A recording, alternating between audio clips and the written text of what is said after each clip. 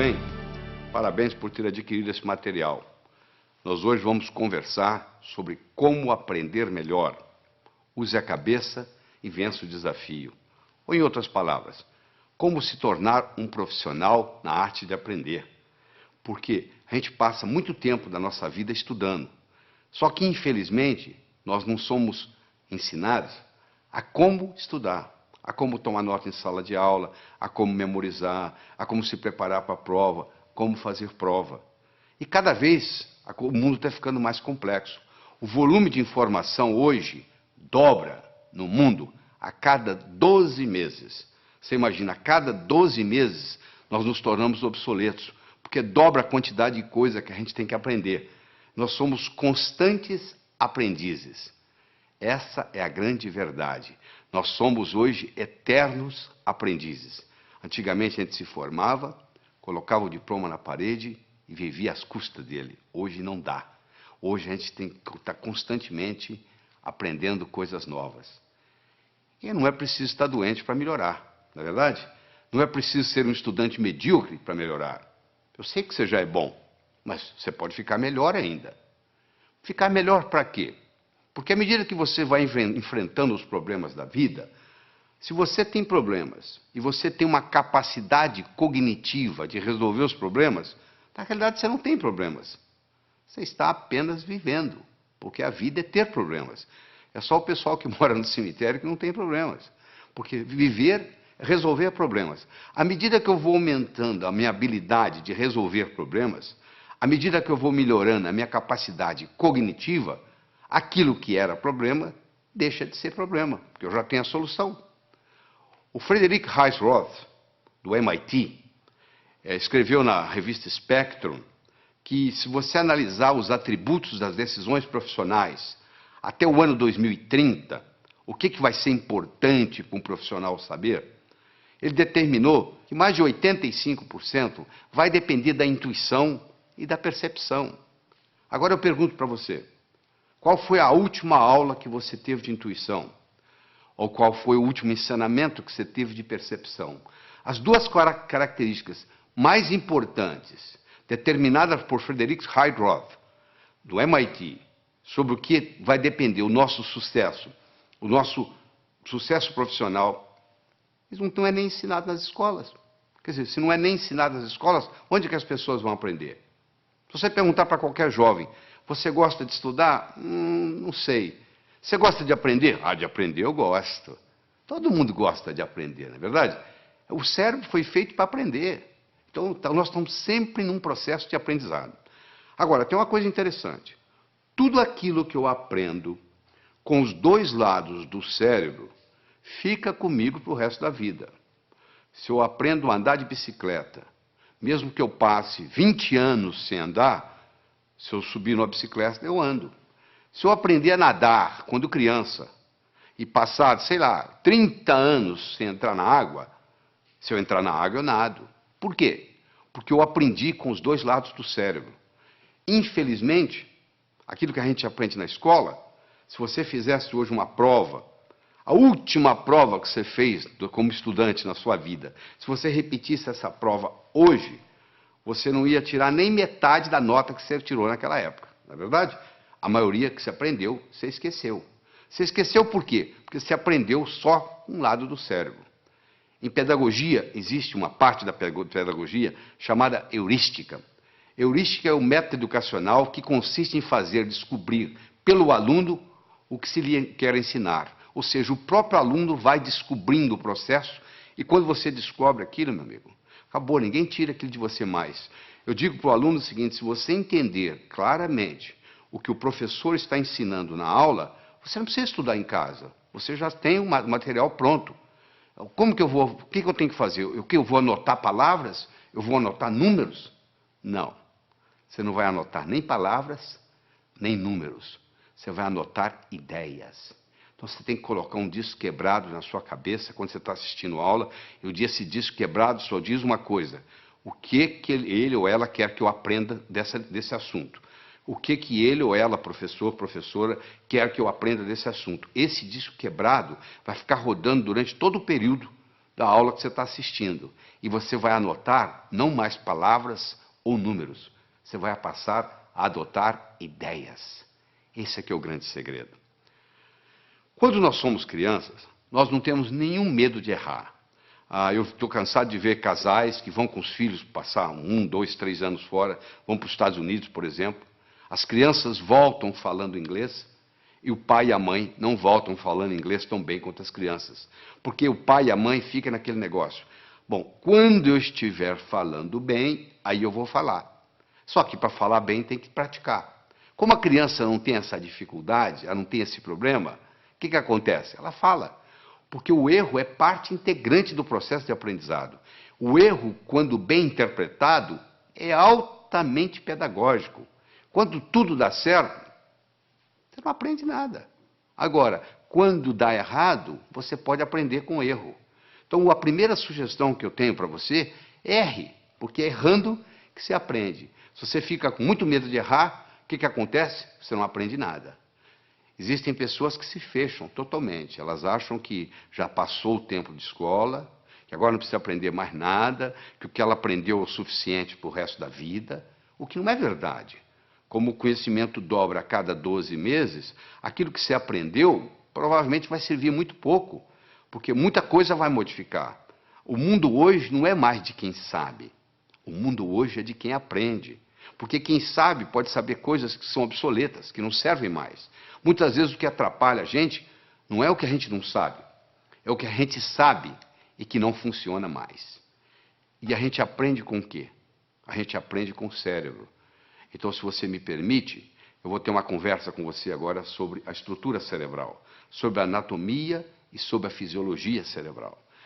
Nós temos, na realidade, dentro do nosso cérebro, dentro do nosso crânio, melhor dizendo, 3 cérebros. Nós temos o cérebro reptiliano porque nós herdamos dos répteis. Temos o cérebro neomamífero, que herdamos dos mamíferos. E temos a neocórtex, que é a parte característica dos primatas superiores, dos animais superiores, como faz parte o homem. O cérebro reptiliano é o cérebro que dá inteligência física.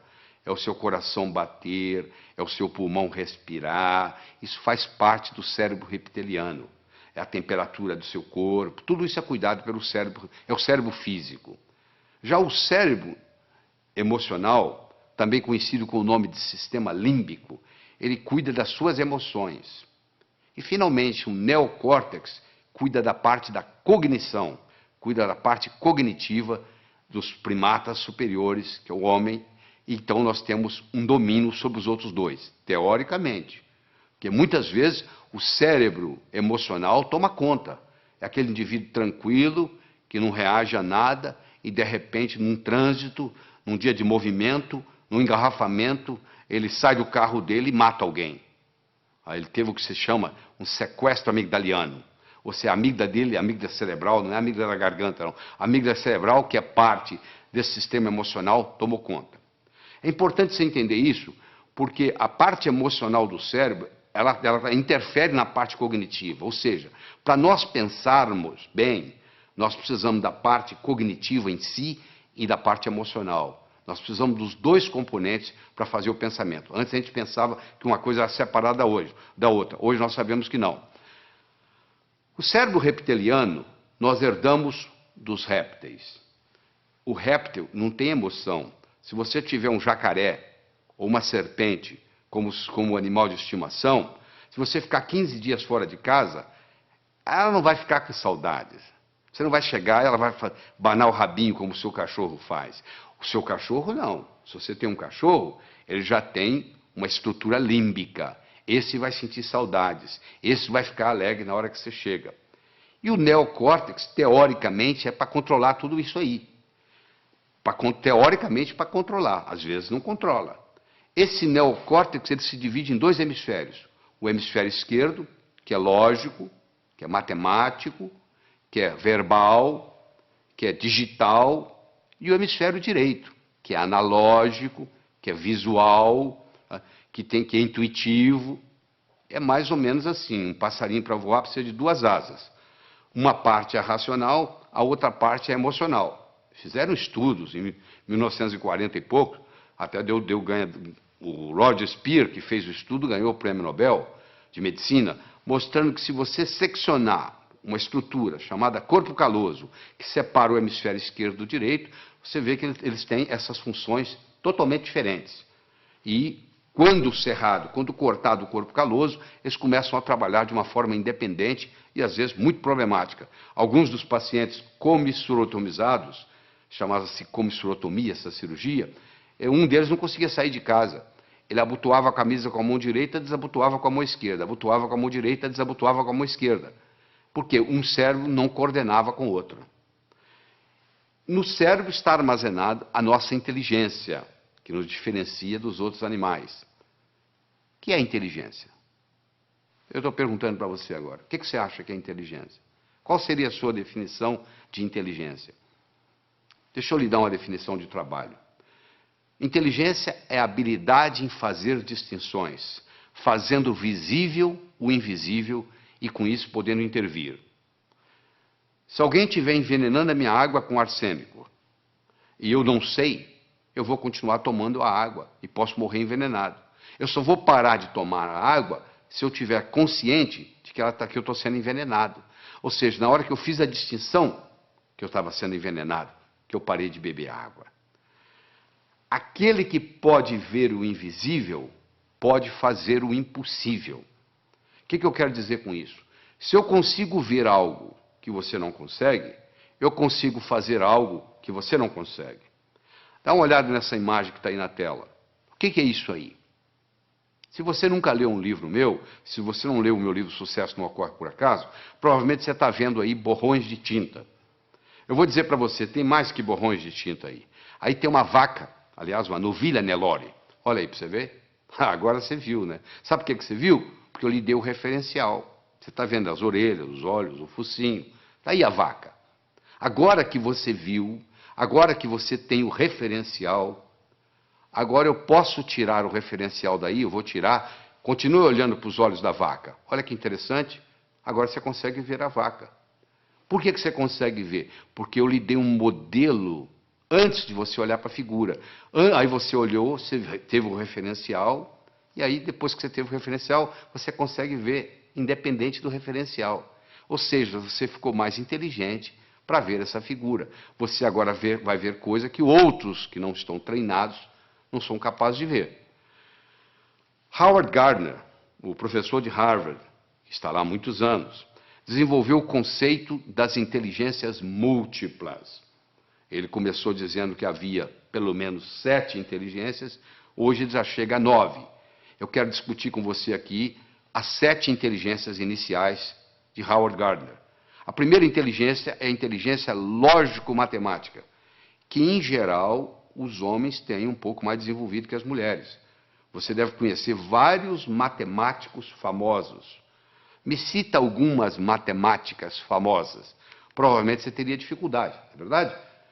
Em geral, os homens são mais racionais do que as mulheres. Até as mulheres reclamam. Meu marido é racional demais. Exatamente isso. Eu tive a oportunidade de escrever um livro, Como Passar no Vestibular. Esse livro eu estudei 18 jovens que tiraram o primeiro lugar no vestibular em diferentes capitais do Brasil. Eu estudei esses jovens e mostrei como é que eles faziam para tirar o primeiro lugar no vestibular. Você imagina que em 40 mil candidatos, uma pessoa tira o primeiro lugar. Essa pessoa, ela tem algo diferente. Você tem que analisar o que ela tem de especial, porque ela tem algo diferente. Então vamos analisar o que é. Existem várias características que eu vou ter a oportunidade de discutir com você aqui durante essa apresentação. Mas uma delas é que eles tinham uma inteligência lógico-matemática diferente. Ou seja, a capacidade de raciocínio era diferente. E a boa notícia é que nós podemos desenvolver a nossa capacidade lógico-matemática. Eu vou mostrar mais tarde como que isso é feito. Howard Gardner mostrou que a segunda inteligência que nós temos é a inteligência corporal. Um atleta, por exemplo, um atleta de Olimpíada, tem uma inteligência corporal superior à média. Os homens, em geral, têm uma inteligência corporal superior às mulheres. O recordista de 100 metros, hoje, não é uma mulher, é um homem. Ou seja, o homem tem uma força física maior, uma velocidade maior, uma estrutura óssea mais resistente, etc, etc, etc. Isso é uma inteligência corporal, que claro que pode ser melhorada se você tem os nutrientes apropriados para isso. Falando em nutrientes, já que nós estamos aqui como aprender melhor, eu quero fazer um comentário sobre o ômega 3. Está aí mostrando aí o livro famoso do Dr. Stoll, professor de Harvard, The Omega 3 Connection. Ele mostrando o seguinte, a importância do ômega 3 para o cérebro. Uma parte do nosso cérebro, aquela parte do sistema límbico, os neurônios, tem como principal nutriente o ácido graxo ômega 3. Infelizmente, na dieta ocidental, hoje nós temos 20 vezes mais ômega 6 do que ômega 3. E o ideal seria ter no máximo 3 para 1, e nós temos 20 para 1. E isso causa uma série de problemas, inclusive problemas de aprendizagem na escola. Muitos alunos têm problema de aprender na escola porque tem excesso de ômega 6 ou deficiência de ômega 3 no cérebro. Então, a pessoa que ingere maior quantidade de ômega 3 tem a facilidade de aprender mais. Se você tem filho que está na escola, pode checar isso. Se o seu filho começar a fazer uma dieta onde aumenta a ingestão de ômega 3, ele vai melhorar na escola. Outra coisa importante sobre alimentação que eu gostaria de conversar com você é o ovo. Existe um mito, nada mais do que um mito, de que o ovo aumenta colesterol. Isso não é verdade. Não existe nenhum trabalho científico mostrando que o ovo aumenta colesterol. O trabalho mais sério que tem sobre ovo, eles pegaram 30 estudantes de medicina de Harvard, deram 25 ovos por dia durante 3 meses, e sabe o que aconteceu com o colesterol? Baixou. O ovo é o segundo alimento mais completo. O primeiro alimento mais completo é o leite materno. O segundo é o ovo. O ovo só não tem uma coisa, vitamina C. O resto dele é completo. Então, se você quer melhorar a sua capacidade de aprender, passe a fazer um uso mais frequente de ovos. Claro que se você fritar o ovo, o que vai causar problema não é o ovo em si, mas a fritura. Então, se você ingerir um ovo frito, se causar algum problema, não é por causa do ovo. Não culpe o ovo. Não tem nada a ver com o ovo, é a gordura que você está fritando. E eu gostaria de, en passant, fazer um comentário aqui, que hoje existem as chamadas smart drugs. Existem hoje medicamentos, claro que você tem que procurar seu médico, conversar com seu médico sobre isso, mas existem hoje medicamentos que são capazes de ajudar a aumentar a inteligência. Hoje, com a neurociência, mostrou-se vários nutrientes cerebrais que podem aumentar a inteligência, a capacidade de raciocínio, a concentração. Tudo isso pode ser feito, claro que tem que ser feito sob orientação médica. Eu não vou citar aqui nenhum medicamento, você procura o seu médico, conversa e diz, ó, fiquei sabendo que existe uma coisa chamada smart drugs. Ou melhor, entra na internet, entra no Google, digita lá smart drugs, que você vai ver que existe uma série de ingredientes, hoje específicos, para você aumentar a sua capacidade cerebral, fazer prevenção de Alzheimer, e etc, etc, etc. Bom, vamos voltar aqui à nossa inteligência. Nós já falamos de inteligência lógico-matemática, já falamos de inteligência corporal. Eu gostaria agora de falar de duas que, reunidas, formam o que se chama inteligência emocional, que é a intrapessoal, que é de você para com você, e a interpessoal, que é de você para com os outros, ou seja, a sua inteligência comunicativa. A inteligência intrapessoal feminina é superior à inteligência intrapessoal masculina. As mulheres têm uma intuição superior aos homens, as mulheres têm uma percepção superior aos homens, as mulheres têm uma vida intrapessoal mais rica do que nós homens. Isso está provado. As mulheres também têm uma inteligência interpessoal superior, ou seja, a capacidade de se comunicar, por várias razões. Primeiro que desde criança, para obter o que querem junto aos irmãos mais fortes fisicamente, elas já tinham a capacidade de persuasão. E segundo que elas têm uma inteligência linguística superior aos homens. Uma menina de 3 anos tem um vocabulário muito superior a um menino de 3 anos. Ou seja, as mulheres têm uma inteligência linguística, e isso superior aos homens, isso facilita no processo da comunicação. A próxima inteligência é a inteligência musical, que é mais ou menos equilibrada entre homem e mulher. E, finalmente, a sétima inteligência que eu quero mencionar aqui é a inteligência espacial, que o homem tem superior à mulher. A mulher ficava na caverna, o homem ia trabalhar. De metrô? Não. De ônibus? Não. Ele ia andando. Onde que era o escritório dele? Na selva. Ele ia caçar. Todo dia no mesmo lugar? Não. Um dia ia para o norte, outro para o sul, outro para o leste, outro para o oeste. E de noite ele tinha que voltar para casa. E ele tinha que sair fora dos inimigos, ele tinha que tomar cuidado para não confundir a caverna dele com a dos outros. Então ele desenvolveu esse senso espacial. Tanto é que quando o seu marido vai passear com você de carro e ele se perde, e você diz para ele assim, ô bem, para ali no posto e pergunta. Ele fala, não, eu sei onde eu estou. Até que ele se dá conta que ele não sabe. Aí ele fala o seguinte, eu vou parar e você pergunta, tá? Porque é uma vergonha o homem não saber voltar para a caverna. Então nós conversamos até agora sobre as 7 primeiras inteligências de Howard Gardner. A lógico-matemática, a corporal, a intrapessoal, a interpessoal, a linguística, a musical e a espacial. Agora eu quero conversar com você sobre como você aumenta essas inteligências. No processo de aprender, tem 3 modos básicos. Ou a gente aprende olhando, ou a gente aprende escutando, ou a gente aprende fazendo. Nem todo mundo aprende do mesmo modo. Tem pessoas que são visuais. Bate o olho, está resolvido. Tem pessoas que são auditivas, só precisa escutar. E tem pessoas que precisam fazer. Então você pergunta assim, tomar nota em sala de aula é bom ou ruim? Eu falo, depende do seu tipo de aprender. Se você é o tipo sinestésico de aprender, tomar nota em sala de aula vai te fazer uma diferença enorme, porque você tem que estar anotando. Agora, se você é do tipo visual ou do tipo auditivo, já não faz muita diferença. Olha que interessante. Às vezes uma família tem uma criança, um filho, todo mundo na família sabe que aquela criança é super inteligente. E a criança não se dá bem na escola. E vem reclamações, etc. e tal. E aí eles acham que essa criança tem o que se chama de learning disability. Ou seja, tem uma dificuldade de aprendizagem. Só que essa criança, muitas vezes, ela é sinestésica. E o sistema ensinado na escola, em geral, é audiovisual. O professor, a professora, o que fala, escreve lá no quadro. E essa criança é inquieta, porque ela tem que fazer, ela é sinestésica.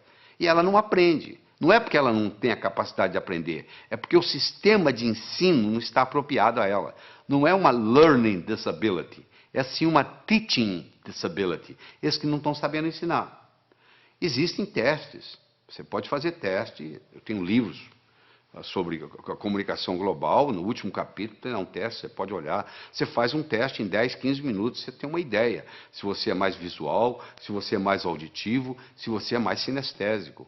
E isso faz uma diferença enorme, às vezes você está aprendendo do modo errado, às vezes você não é um estudante brilhante, porque você está tentando aprender num canal diferente daquele que é característica sua.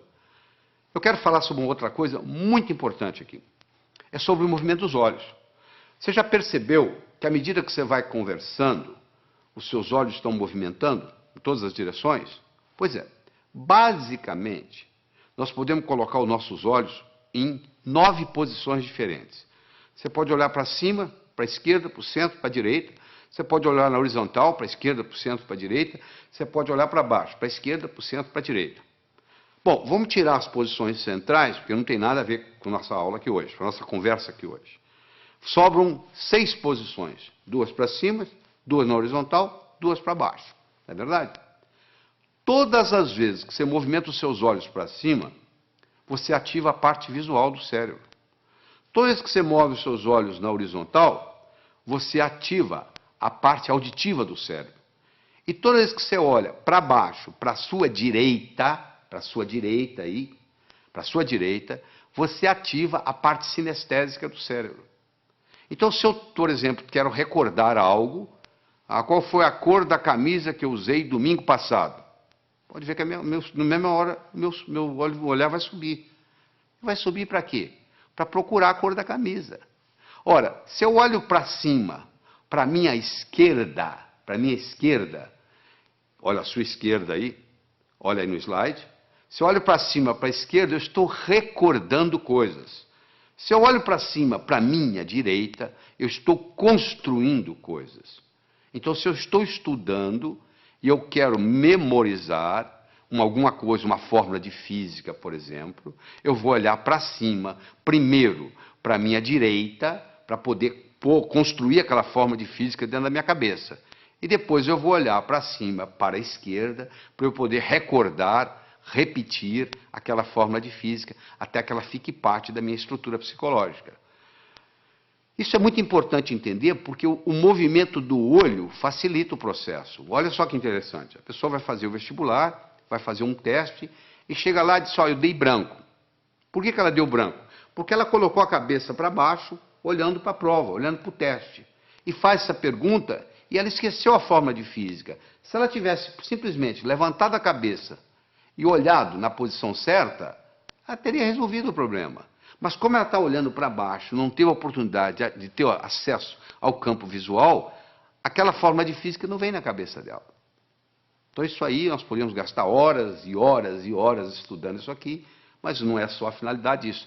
Mas eu quero que vocês entendam que diz que os olhos são as janelas da alma, eu diria também que os olhos são as janelas da mente. É interessante. Todos os estudos feitos até agora, em todos os países onde foi feito, não existe nenhuma correlação entre a nota que se tira na escola e o sucesso que se tem na vida. Em outras palavras, eu posso ter um estudante medíocre, que vai ser um grande empresário, ou eu posso ter um CDF, que não vai dar nada na vida. Não existe nenhuma correlação. É importante você pensar isso. Por que não existe uma correlação? O Dr. Heath fez isso nos Estados Unidos e provou que não havia nenhuma correlação, e outros repetiram esses estudos no mundo todo. Por que não existe? Porque talvez a escola esteja ensinando coisas que não têm muita aplicabilidade. Eu digo sempre o seguinte, às vezes o que cai na prova não cai na vida. Quer dizer, você estuda aquilo de uma forma para passar, fazer na prova, e depois não tem nenhuma aplicabilidade na vida. O homem não constrói fora de si nada que não tenha dentro de si. Se eu não tiver um conhecimento pragmático para executar, às vezes o conhecimento que eu tenho ele é abstrato, ele é um conhecimento do pescoço para cima, ele não tem muito impacto na minha vida. Eu adoro uma analogia que eu faço, que é do indivíduo atravessando um cabo de aço de um prédio para o outro. O que precisa? 3 coisas. Eu preciso querer, se eu não quiser, eu não ando. Eu preciso saber, se eu não souber, eu vou cair. E eu preciso de cabo de aço. Eu posso querer, eu posso saber, mas se não houver cabo de aço, não tem jeito. Tem muita gente querendo ganhar dinheiro, sabe ganhar dinheiro, mas não surge a oportunidade. Então, o nosso desempenho, ele vai depender da nossa motivação, ele vai depender da nossa competência, ele vai depender da nossa oportunidade. A motivação é o querer, a competência é o saber, e a oportunidade, no caso aqui, é o cabo de aço. Então, você, para ser um bom estudante, você tem que estar motivado. Só motivado não adianta. Tem muita gente motivada, mas desmotiva logo, porque não tem a estratégia, não tem a competência de desenvolver o processo. Então, não tem um modelo. Então, deixa eu falar para você de modelo. Imagine que eu desse para você de presente agora uma pérola. Você não ia ficar segurando essa pérola na mão, você ia colocá-la no bolso, não é verdade? Daqui uma semana eu me encontro com você pela segunda vez, e lhe dou uma segunda pérola. De novo, você coloca ela no bolso. Daqui 15 dias eu vou lhe dar uma terceira pérola, e você vai colocá-la no bolso. Daqui 6 meses eu vou me encontrar com você e vou perguntar assim, onde é que estão as pérolas que eu lhe dei? Você vai responder mais ou menos assim, a primeira eu coloquei no criado mudo, a arrumadeira lá em casa não viu, jogou no lixo.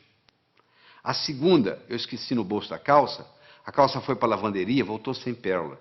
E a terceira eu escondi de mim mesmo, guardei tão bem guardado que eu não sei onde eu coloquei. Não é verdade? Se eu desse para você, antes de lhe dar a pérola, eu desse para você um fio de nylon e orientasse você para colocar as pérolas no fio de nylon, você ia fazer um colar. Se você colocasse esse colar no pescoço, e daqui 6 meses eu me encontrasse com você e perguntasse onde estão as pérolas que eu lhe dei, você ia dizer, estão aqui, eu fiz delas um colar. Meus amigos, você que está aí assistindo, olha só, as pérolas são ideias. O cemitério está cheio de gente que teve boas ideias. Ou não fez nada com elas, ou estragou a vida. Eu já vi muita gente estragar a vida por causa de uma boa ideia. Se eu tiver uma boa ideia, mas não tiver um modelo por trás, é um desastre. Então, a melhor definição que eu conheço de educação é a seguinte, educação é aquilo que fica depois que você esqueceu tudo que você aprendeu. que fica? Ficam modelos. Tá bom? Eu vou demonstrar isso para você agora. Você vai olhar essa figura que está aí na tela. Você vai concentrar nesses 4 pontinhos que está entre os 2 olhos, os 2 corações aí. Eu quero que você olhe aí fixamente por 30 segundos, sem piscar os olhos. Quando eu falar 1, 2 e já, eu vou passar o slide. Aí você vai piscar os olhos 3 vezes. Combinado? Continua olhando fixamente para a tela. Atenção. 1, 2 e já! Pisca os olhos. Isso, eu vou lhe dar uma chance, não fique tranquilo. Eu vou lhe dar mais uma chance, tá? Você vai focar aí, foca. Quando eu falar 1, 2 e já, eu vou passar o slide e você pisca os olhos 3 vezes. Combinado? Atenção. 1, 2 e já! E aí, o que você viu? Você está vendo a imagem de Jesus Cristo? Mas essa tela está em branco, não tem nada. Você está tendo uma experiência de uma realidade virtual. Isso que está acontecendo aí, uma realidade virtual. Mas se você não tivesse visto antes esse slide, você não ia ver essa realidade virtual. Ou seja, eu tive que primeiro criar no seu cérebro um modelo de contraste para depois você poder ver isso. Entendeu como é que funciona a coisa? Então, quando eu tenho um modelo, fica fácil eu identificar. Eu vou confirmar isso agora com você. Escolha qualquer número, pode escolher o que você quiser. Pega um papel, uma caneta para você fazer esse exercício, se for o caso. Eu quero que você escolha qualquer número entre 17 e 77. Quero que você acrescente 7 a esse número. Acrescentou? Muito bem. Eu quero que você multiplique a soma por 2. Então você vai escolher um número entre 17 e 77, você vai acrescentar 7, você vai multiplicar a soma por 2, dessa soma você vai subtrair 4. Aí agora você divide o resultado por 2. Então você escolheu o número, você acrescentou 7, você multiplicou a soma por 2, você subtraiu 4 e você dividiu o resultado por 2. Agora você subtrai o número original. Subtraiu? Pois é, você sabe qual é o resultado? Não precisa falar não que eu já sei. 5. Sabe por que eu sei? Porque eu criei um algoritmo cujo resultado dá 5. Você quer ver? Olha só, eu criei um algoritmo assim. Você escolhe um número X, você acrescenta 7 a esse número, tá certo? Aí você pega esse resultado, x mais 7, multiplica por 2, dá 2x mais 14. Você pega esse 2x mais 14, você tira 4, dá 2x mais 10. Você pega esse 2x mais 10, divide por 2, dá x mais 5. Você tira o número original, que é x, o que sobra? 5.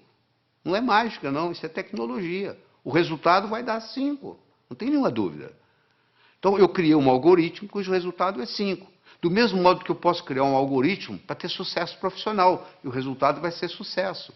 Então, quando eu tenho um algoritmo, quando eu tenho um programa testado, e eu coloco aquilo na minha estrutura psicológica, o resultado é muito simples. Quer ver? Eu vou fazer mais um teste com você. Eu quero que você conte quantos triângulos você consegue ver nessa figura. Eu sei que tem triângulos aí, os mais variados. Ó. Tem o triângulo AG, AGB, tem o BHC, e assim vai. Se nós pudéssemos ficar aqui uma meia hora conversando, você ia começar a descobrir triângulos para cá. Você diz, peraí, tem um triângulo aqui que é o ADB que eu não contei. Ih, peraí, tem o AEB. Olha, vai aparecendo, vai aparecendo, vai aparecendo. E eu quero saber se hoje o salário seu desse mês depende de você descobrir quantos triângulos tem aí. E eu vou obter resultados diferentes, dependendo do aluno que tiver, ou quem estiver fazendo isso. Mas se eu lhe der um modelo que eu vou dar agora, olha só que bonito. Nós temos 10 triângulos simples. Olha lá, o triângulo AGB, BHC, CHI, CID, DIJ, DJE, EJF, EFA, AFG e chega no AGB. Ou seja, você conta, tem 10 triângulos simples. Muito bem. Tem 10 triângulos duplos. O que é triângulo duplo? Eu tenho um triângulo que é o AHB, que é um triângulo duplo, ele tem 2 dentro dele. Eu tenho um triângulo que é AFB, ele também é duplo. Em cada base eu tenho duplos. Se eu tenho 5 bases, 5 vezes 2, 10, eu tenho 10 triângulos duplos. Eu tinha 10 triângulos simples, agora eu tenho 10 triângulos duplos. Eu tenho 5 triângulos grandes, como o ADB, como o BEC. E assim vai, você vai como CAD, são triângulos grandes, são 5. Então eu tinha 10, com mais 10, 20, com mais 5, 25. Eu agora tenho os chamados triângulos triplos. O ABC é um triângulo triplo, o BCD é um triângulo triplo. E cada triângulo triplo, no seu oposto, tem um outro triângulo. O triângulo triplo ABC tem o AJC, olha aí. O triângulo triplo BCD tem o BFD. Isso, como eu tenho 5, 5, 10. Eu tenho um total de 10. Eu tenho 10 simples, 10 duplos, 5 grandes e 10 triplos. Eu tenho 35 triângulos. Mas eu perguntei quantos triângulos você conseguia ver nessa figura. Se você olhar a letra A, dentro dela existe um triângulozinho. Então a resposta certa seria 36. Isso não é pegadinha. Cuidado com a pergunta que é feita. Por isso que muita gente não passa no vestibular. Parece que a pergunta é pegadinha. Não. Quantos triângulos você consegue ver nessa figura? Dentro da letra A tem um triângulo, que é aquele triângulozinho que você está vendo lá. Então o total seria aí 36. Agora que você aprendeu a contar os triângulos simples, os duplos, os triplos, os grandes e o que está nas letras, pronto, agora você criou um modelo de como contar triângulos. A sua inteligência para contar triângulos aumentou. Você deve estar perguntando, mas o que isso tem a ver? O que eu vou fazer na vida se eu aumentei minha inteligência para contar triângulos? Não, eu estou dando um exemplo. Do mesmo modo que você aumentou a sua capacidade de contar triângulos, se eu lhe der modelos outros, que nós vamos estar dando aqui durante essa apresentação, isso vai melhorar tremendamente o seu estudo. Eu mencionei que eu escrevi um livro chamado Como Passar no Vestibular. Esse livro foi fruto de um trabalho onde eu trouxe a São Paulo 18 jovens que tiraram o primeiro lugar no vestibular em diferentes capitais do Brasil. Eu trouxe 19 professores de cursinho, com pelo menos 15 anos ensinando gente a passar no vestibular, e vários vestibulandos, primeiro aluno de turma de grandes cursinhos em São Paulo. Durante 12 horas, nós respondemos apenas uma pergunta. O que faz um jovem passar em primeiro lugar no vestibular? E depois de toda essa análise, nós descobrimos 3 coisas básicas que existem em todos os que passam em primeiro lugar. Primeiro é a autoconfiança. Só a autoconfiança não faz você passar no vestibular. Sem autoconfiança, você não passa no vestibular. Então, nós vamos ensinar a desenvolver a autoconfiança. Isso é importante. Aquele branco que dá na prova, muitas vezes, é falta de autoconfiança. Então, a autoconfiança é fundamental. Todos esses jovens que passaram em primeiro lugar no vestibular tinham confiança de que iam passar no vestibular. Essa é a primeira coisa. Segundo, todos eles tinham motivação para estudar. O vestibular não era um obstáculo, era uma etapa. Porque a visão deles estava lá na frente. O que eles iam fazer depois de formado? Eles já estavam pensando lá na frente. E aquele vestibular era nada mais, nada menos do que uma etapa, e não um obstáculo. E todos esses 18 jovens que tiraram o primeiro lugar, eles tinham estratégia em tomar nota em sala de aula, estratégia em se preparar para a prova, estratégia em fazer prova, estratégia em estudar em casa, tudo isso, estratégia em ler, estratégia em memorizar, todos eles, sem exceção, usavam mnemônicos, usavam um processo de memorização, provando que todos nós temos uma ótima memória. Às vezes nós não sabemos usar essa memória. A Helen Keller, que, como você sabe, era surda, era cega, e etc, etc, etc, e acabou sendo uma grande escritora, eu recomendo você ler a biografia de Helen Keller, que é fabulosa, ela tinha uma frase famosa que ela dizia assim: jamais alguém concordará em rastejar se sentir um impulso para voar. Todo ser humano tem um impulso para crescer, faz parte do espírito humano. A pessoa nunca chega e fala, eu quero piorar. Todo mundo está querendo melhorar, não é verdade? Você, eu, todos nós estamos querendo melhorar. Agora, que infelizmente, uma pequena minoria consegue isso, que a maioria navega na vida, a deriva. Por quê? Porque lá na escola o professor não soube ensinar a pessoa como estudar. Porque já que você vai estudar tantos anos, já que você vai depender de tudo isso, da leitura, tanto tempo, nós brasileiros lemos numa velocidade muito lenta. Nós temos um problema muito grande com leitura. E eu vou ter a oportunidade de discutir isso aqui com você. Mas deixa eu começar a desenvolver com você a inteligência lógico-matemática. Então eu tenho um probleminha aí, olha que bonito. 9 executivos se encontram para a discussão de um projeto. Antes da reunião se iniciar, eles se cumprimentam, cada um apertando a mão de todos os outros. Eu quero saber quantos apertos de mão ocorreram. Esse é um problema simples que já caiu no vestibular. É uma coisa simples. Você tem 9 executivos, cada um vai apertar a mão do outro, e eu quero saber quantos apertos de mão. Por onde você começa? Bom, então vamos ver? Coloque-se lá dentro. Você é um deles. Ora, se são 9, você é um dos 9. Você não vai apertar a mão de você mesmo. Você vai apertar a mão de 8. Não é verdade? Ora, se você vai apertar a mão de 8, cada um vai apertar a mão de 8. Ora, se são 9, cada um apertando a mão de 8, 9 vezes 8, 72. Só que quando eu aperto a sua mão, você aperta a minha. Então eu tenho que dividir isso por 2. São 36 apertos de mão. Ah, que beleza, quer dizer que é assim? E se fosse 8? Vamos pegar 8 executivos. Bom, se são 8 executivos, cada um não vai apertar a própria mão, ou seja, vai apertar a mão de 7. Cada um dos 8 vai apertar 7 mãos. 8 vezes 7, 56. Dividir por 2 dá 28. Ah, e se fossem 6 executivos? 6 vezes 5, 30. Não é verdade? Dividir por 2, 15. 15 apertos. Olha que bacana, aí eu chego a um algoritmo, que eu tenho que multiplicar o número de executivos vezes o número de executivos menos 1, dividido por 2. Se eu tivesse 10 executivos, você me responde agora, quantos apertos de mão? 10 vezes 9, 90, dividido por 2, 45. 45. Quanto tempo você gastou para fazer isso? 1 segundo. Por que você gastou 1 segundo? Porque eu criei no seu cérebro um algoritmo.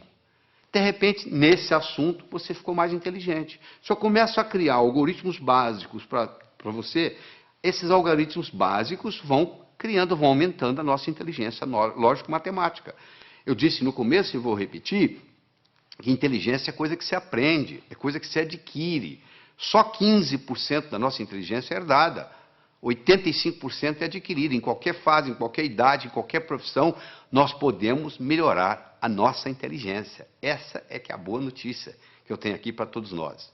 Fundamental. Você acabou de aprender e agora. Quer dizer, quando você encarar um problema desse, 9 executivos, 10, 11, 12, 8, 7, agora que você tem um algoritmo, ficou relativamente simples. Deixa eu conversar um pouquinho sobre a autoconfiança. Se eu colocar uma tábua de 40 centímetros de largura, 10 metros de comprimento aqui no chão, você consegue andar nela.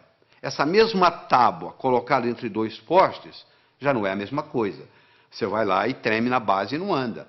Fazer a prova sozinho em casa é uma coisa. Fazê-la no dia do teste, no dia do concurso, no dia do vestibular, é outra coisa muito diferente. É mais ou menos assim, em casa eu estou andando com a tábua no solo. E lá no dia eu estou andando com a tábua lá em cima. Então tem muita gente que se assusta, porque quando chega na hora do teste, chega na hora da prova, chega na hora do vestibular, chega na hora do concurso público, treme na base. Porque é como se estivesse andando na tábua lá em cima. Então essa parte é muito importante. No atletismo é a mesma coisa. Às vezes o jogador perde o jogo, às vezes o time perde o jogo porque o jogador não tem autoconfiança. Ele teve uma briga com a namorada, entra em campo psicologicamente mal, cai o nível de rendimento, faz uma besteira, e ali começa aquela história, e dali para frente você já viu o que acontece. Então é muito importante nós entendermos esse aspecto. Deixa eu dar só um exemplozinho. Vamos imaginar que você gosta de futebol, tá? Que você está domingo à tarde assistindo uma partida de futebol. E o seu time, fizeram um pênalti contra o seu time, e o atacante principal do seu time vai bater o pênalti. E ele bate o pênalti, só que a bola pega na trave. Se você observar esse atacante, nos próximos 10 minutos, ele joga mal. Por que ele joga mal? Porque ele fica ruminando aquilo, poxa, eu perdi uma oportunidade de fazer meu time ganhar, poxa, perdi o pênalti. Então, até ele se recuperar daquilo, leva um tempo. Imagina você está fazendo uma prova de 80 perguntas. Você tem 4 horas para terminar a prova. Você encara o primeiro problema. Você fica 7, 8 minutos no problema e não consegue resolver. Sabe como é que a sua autoestima faz? Vai lá no pé. Pronto, a sua autoconfiança acabou. O resto da prova você já não tem o mesmo desempenho mental. Olha que interessante. Para fazer prova existe estratégia. Você quer estratégia? Você lembra quando você era criança, você jogava vareta? Soltava as varetas na mesa? Qual que você pegava primeiro? A mais fácil. E depois? A mais fácil. E depois? A mais fácil. Você não ia buscando a mais fácil? Então, na prova é a mesma coisa. Você tem que pegar a prova e dividir ela em questões A, B e C. A são aquelas perguntas que você sabe responder.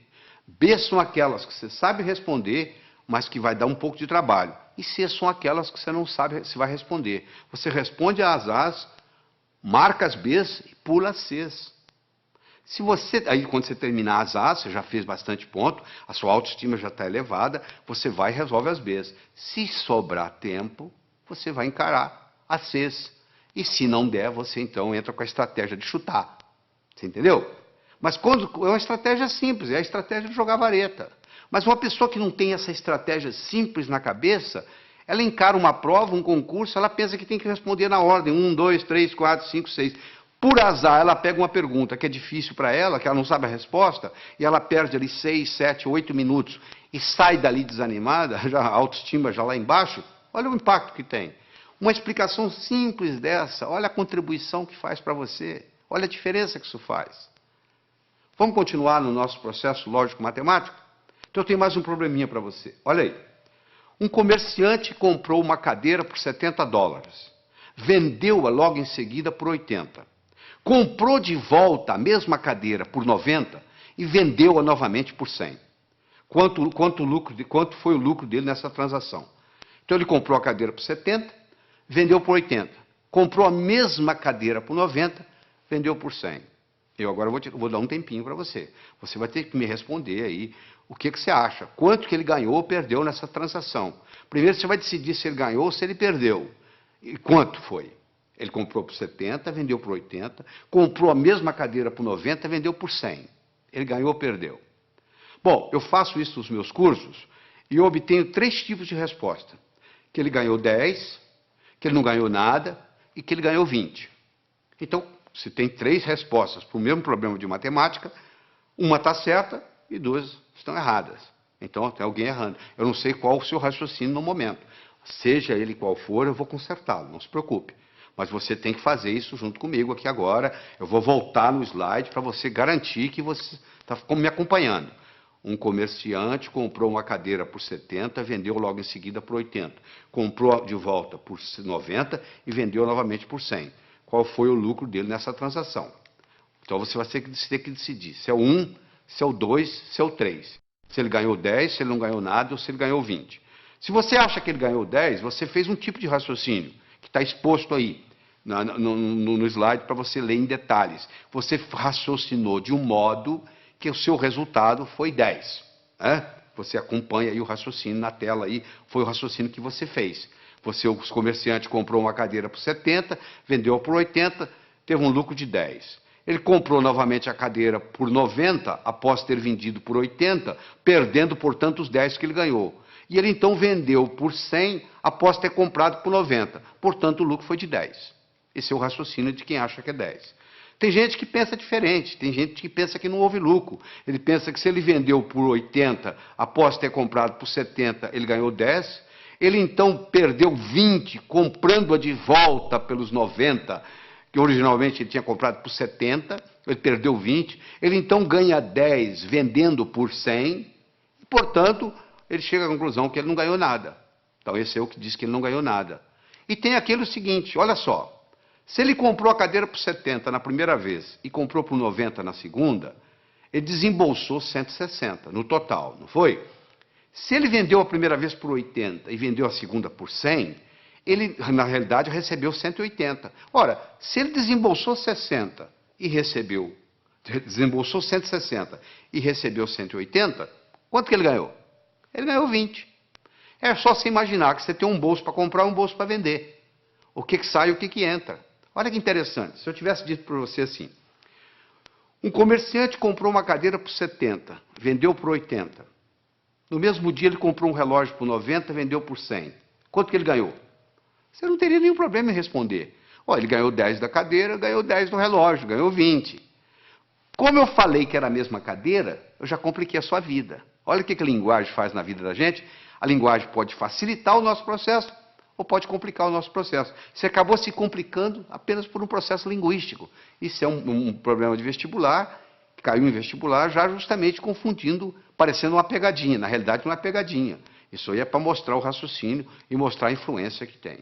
Então uma pessoa pode muito bem melhorar sua capacidade de raciocínio. Eu tenho aqui 4 pilares do raciocínio. Um eu chamo de passo a passo, o outro eu chamo de visualização, o outro eu chamo de reformulação e o outro eu chamo de exclusão. Esses são os 4 pilares. Quando eu ensino para a pessoa a trabalhar com esses 4 pilares, essa pessoa automaticamente melhora a sua inteligência lógico-matemática. Então vamos fazer o seguinte, vamos começar com passo a passo. Eu tenho as seguintes cores. Eu gosto do laranja mais do que eu gosto do vermelho. Eu gosto do verde menos do que eu gosto do azul. Eu gosto do azul menos do que eu gosto do anil. Eu gosto do vermelho menos do que eu gosto do violeta. Eu gosto do verde mais do que eu gosto do amarelo. Eu gosto do violeta mais do que eu gosto do anil.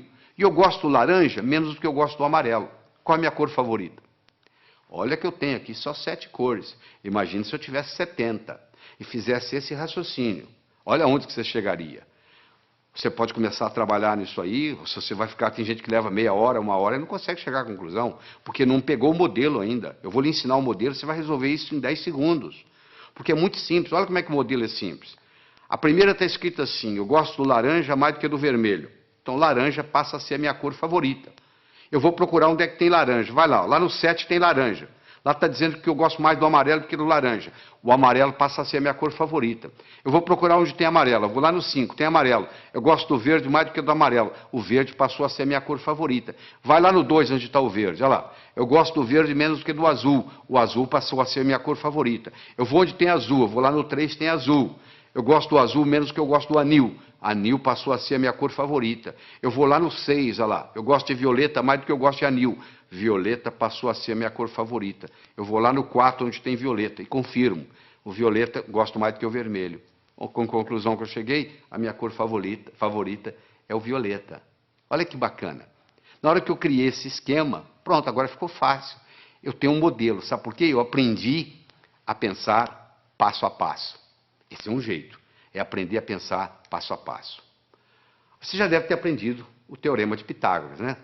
O quadrado da hipotenusa é igual à soma dos quadrados dos catetos. Se a minha hipotenusa é 5, que no caso aí é o A, o quadrado de um dos catetos é 4, 4 vezes 4, 16, do outro é 3, 3 vezes 3, 9, 16 e 9, 25, o quadrado de 5 é 25. Não é isso? E daí? O que eu vou fazer com esse? O quadrado da hipotenusa é igual à soma dos quadrados dos catetos. A aplicabilidade que isso vai ter na minha vida? Olha aí na figura. Você está vendo aí, ó? Está aí a hipotenusa, que são 25 quadrados. Um cateto, que é o B, é 4, dá 16 quadrados. O outro é 3, dá 9. 16 e 9, 25. Se eu estou numa arquitetura, numa construção, eu quero construir 2 salões que correspondem a um terceiro. Olha aí, se eu uso isso aí, está resolvido o problema. Olha a aplicabilidade que isso tem. Agora que você visualizou, você entendeu a aplicabilidade, agora você tem motivação para aprender. Então, uma coisa é o passo a passo, outra coisa é a visualização. O terceiro pilar do pensamento é a reformulação. Quanto que é 2/3 de uma metade? Você sabe? 2/3 de uma metade. Metade de 2/3 é 1/3. Então, você reformulou, mudou a ordem e resolveu. Às vezes você não resolve o problema porque você não está sabendo reformulá-lo. Você reformulou, você está numa prova, reformula o problema. Às vezes você não resolve daquele jeito. Você tem dificuldade em dizer quanto é 2/3 de uma metade, mas você não tem dificuldade em dizer quanto que é metade de 2/3. Falou? E, finalmente, nós vamos conversar sobre o pilar da exclusão. Eu tenho aqui um probleminha muito simples. Você vai pegar os números 1, 2, 3, 4, 5, 6, 7, 8, 9. Vai colocar nesses 9 quadrados que estão aí. De tal forma que, se eu somar na horizontal, somar na vertical ou somar na diagonal, tem que dar 15. Não interessa como eu somar, tem que dar 15. Poxa, complicado? Não, não é complicado. Quer ver como é simples? Primeiro, qual que é o quadrado mais importante? O do meio. Porque ele participa da vertical, ele participa da horizontal, ele participa da diagonal. Ele é o que mais participa de tudo. Então, se eu resolver esse problema aí, eu resolvo praticamente 90% do problema. Qual o número que eu vou colocar aí? Eu não posso colocar o 1. Porque se eu colocar o 1, vai ter um lugar que vai ter 2, 1 e 2, 3, para 15, 12. Eu não tenho 12. Eu não posso colocar o 1, não posso colocar o 2, porque o 2 também vai ter um lugar que tem 1. Eu não posso colocar o 3. Por que eu não posso colocar o 3? Porque se eu colocar o 3 aí, vai ter um lugar que tem 1. 3 e 1, 4. Para 15, 11. Eu não tenho 11. Eu não posso colocar o 4, porque se eu colocar o 4 aí, vai ter um lugar que vai ter 1. São 5. Para 15, 10. Eu não tenho 10. Eu posso colocar o 9? Não. Se eu colocar o 9 aí, tem um lugar que vai ter 8. 9 e 8, 17. Já passou de 15. E se eu colocar o 7? Também não pode. 9, 7, 16, já passou de 15. E se eu colocar o 6? 9, 6, 15. O que sobra para o outro? Eu não tenho 0. Então eu vou excluindo, você chega à conclusão que só tem um número para eu colocar aí, é o 5. Aí na hora que eu coloquei o 5 aí, ó, a coisa fica muito simples. Você pode fazer você mesmo aí, você vai ver aí que se você somar na horizontal, somar na vertical, somar na diagonal, o resultado dá sempre 15. Eu comecei o problema, você fala, isso eu não consigo fazer. Não consegue, não. É porque você não tinha parado para pensar no processo da exclusão. Agora você tem o pilar da exclusão, da visualização, da reformulação, do passo a passo, e aí o processo vai. Então, nós já falamos, é importante você levar em consideração a motivação. Como é que você motiva? Você fica olhando a sua meta.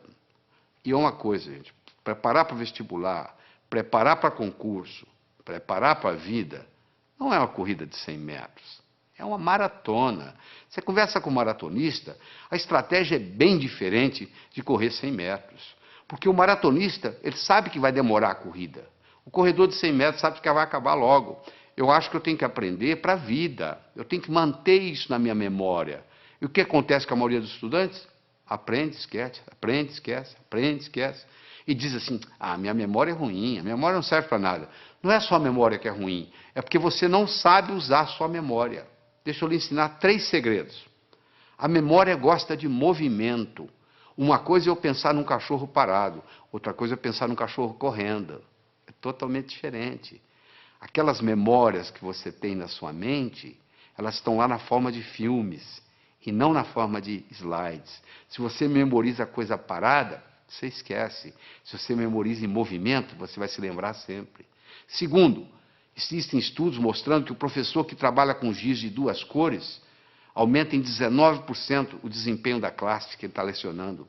Porque você usando mais de uma cor, você estimula outras áreas do cérebro. Se você trabalha só com preto e branco, você está trabalhando com a área esquerda, o seu hemisfério esquerdo do cérebro. Se você trabalha com colorido, outra cor qualquer, você está trabalhando com o lado direito. Então você procura estudar com a caneta de pelo menos 2 cores. Terceiro, você tem que exagerar. Uma coisa é você pensar num cachorro, outra coisa é você pensar num cachorro do tamanho de um elefante. Ora, se eu vou guardar uma fórmula de física, eu imagino a fórmula de física do tamanho de um prédio. Eu coloco ela na minha cor favorita e eu ponho ela piscando. Aquilo nunca mais sai da minha cabeça. Eu vou memorizar um telefone, eu imagino os números do tamanho de um prédio. Eu imagino os números coloridos, eu imagino os números piscando. Pronto, aquilo ali memoriza. Então não existe a história de memória ruim. Todos temos uma boa memória. Se você tem um carro novinho e você não sabe dirigi-lo, ele não vai ter nenhuma utilidade para você. Você não vai culpar o carro. É a sua habilidade de dirigir que tem que melhorar. A sua memória não tem problema nenhum, só que você não sabe usá-la. Isso é diferente. Então ela gosta de movimento, ela gosta de cores, ela gosta de exagero, ela gosta de mnemônicos. Todos esses jovens, 18 jovens que eu estudei, que tiraram o primeiro lugar no vestibular, todos eles, sem exceção, trabalhavam com mnemônicos. Você quer ver um mnemônico simples? 30 dias tem abril, junho, setembro e novembro. De 28 só há 1, todos os demais 31. Pronto. Se o mês tem 30 ou tem 31 dias, está aí para você na tela aí, o mnemônico para você olhar. Então você tem que criar seus próprios mnemônicos, um jeito de você fazer para facilitar a sua memória. Todos os 18 jovens não só trabalhavam com mnemônicos, mas trabalhavam com fichas de revisão. Eles faziam verdadeiros baralhos, baralho de física, baralho de química, baralho de biologia, e eles iam colocando aquilo ali, fazendo toda noite antes de dormir, eles faziam uma revisão. A medicina mostra que os últimos 20 minutos, o que você vivencia nos últimos 20 minutos antes de dormir, rumina na sua cabeça a noite toda. Se você estuda o dia inteiro, vai assistir televisão e vai para a cama, o que vai ruminar não é o que você estudou durante o dia, é a televisão que você assistiu. Então você estuda o dia todo, vai, assista a sua televisão merecidamente, volta à mesa de estudos, estuda mais 10, 15 minutos, aí você vai para a cama, aí você vai passar no concurso, você vai passar no vestibular, porque você está ruminando a noite toda aqueles 15 minutos de revisão, e aí vem a hora da revisão. Você tem que ter como se fosse você vai ter que ter um fichário, como se fosse um baralho mesmo, um baralho de física, um baralho de química, um baralho de biologia, e você passa o olho ali, vai passando o olho. Repetição é a mãe do aprendizado, não é verdade? Como é que você aprendeu a andar? Você levantou, caiu, levantou, caiu, levantou, caiu, até que um dia você andou. Então é muito importante você entender isso. É muito importante você colocar ritmo e rima, é muito importante você... o contexto. É fundamental o contexto. Você não tem ideia do contexto. O contexto é assim, quer ver? Onde é que eu coloquei a chave? Onde é que eu coloquei aquela chave? Você não consegue se lembrar. Aí, de repente, você entra naquele quarto. Coloquei ali, porque você entrou no contexto onde estava a chave. Ora, se eu estou lá na prova, eu estou tentando lembrar aquela fórmula de física, eu não consigo lembrar a fórmula de física, não consigo me lembrar, aí eu fecho os olhos, me transporto para a minha mesa de estudos, lá onde eu estudei aquela fórmula, de repente vem na cabeça. Isso é um truque espetacular para a memória. E outra coisa importante é a respiração ajudando na memorização. Nós desenvolvemos uma respiração que eu digo assim, inspire em 4, segure em 4, solte em 4. Por quê? Porque naquela posição que você fica para estudar ou para fazer prova, depois de um certo tempo, o oxigênio no seu cérebro começa a cair. E você sabe que o cérebro ele exige oxigênio e glicose para funcionar. São os dois combustíveis que o cérebro usa. Faltou oxigênio, o desempenho não é o mesmo. Faltou glicose, o desempenho não é o mesmo. Eu recomendo para as pessoas que vão fazer concurso, vão fazer vestibular, levar no bolso umas 3 ou 4 barrinhas de chocolate. A cada 40, 50 minutos dá uma parada, respira em 4, segura em 4, solta em 4, 4 vezes, reoxigena o cérebro, come a barrinha de chocolate, absorve a glicose, aí você abasteceu de novo para mais 40, 50 minutos. Isso faz a diferença, às vezes, entre passar e ter que fazer o cursinho no ano que vem, novamente. Deixa eu falar um pouquinho sobre leitura. 80% ou mais daquilo que você vai aprender na sua vida, você vai aprender através da leitura.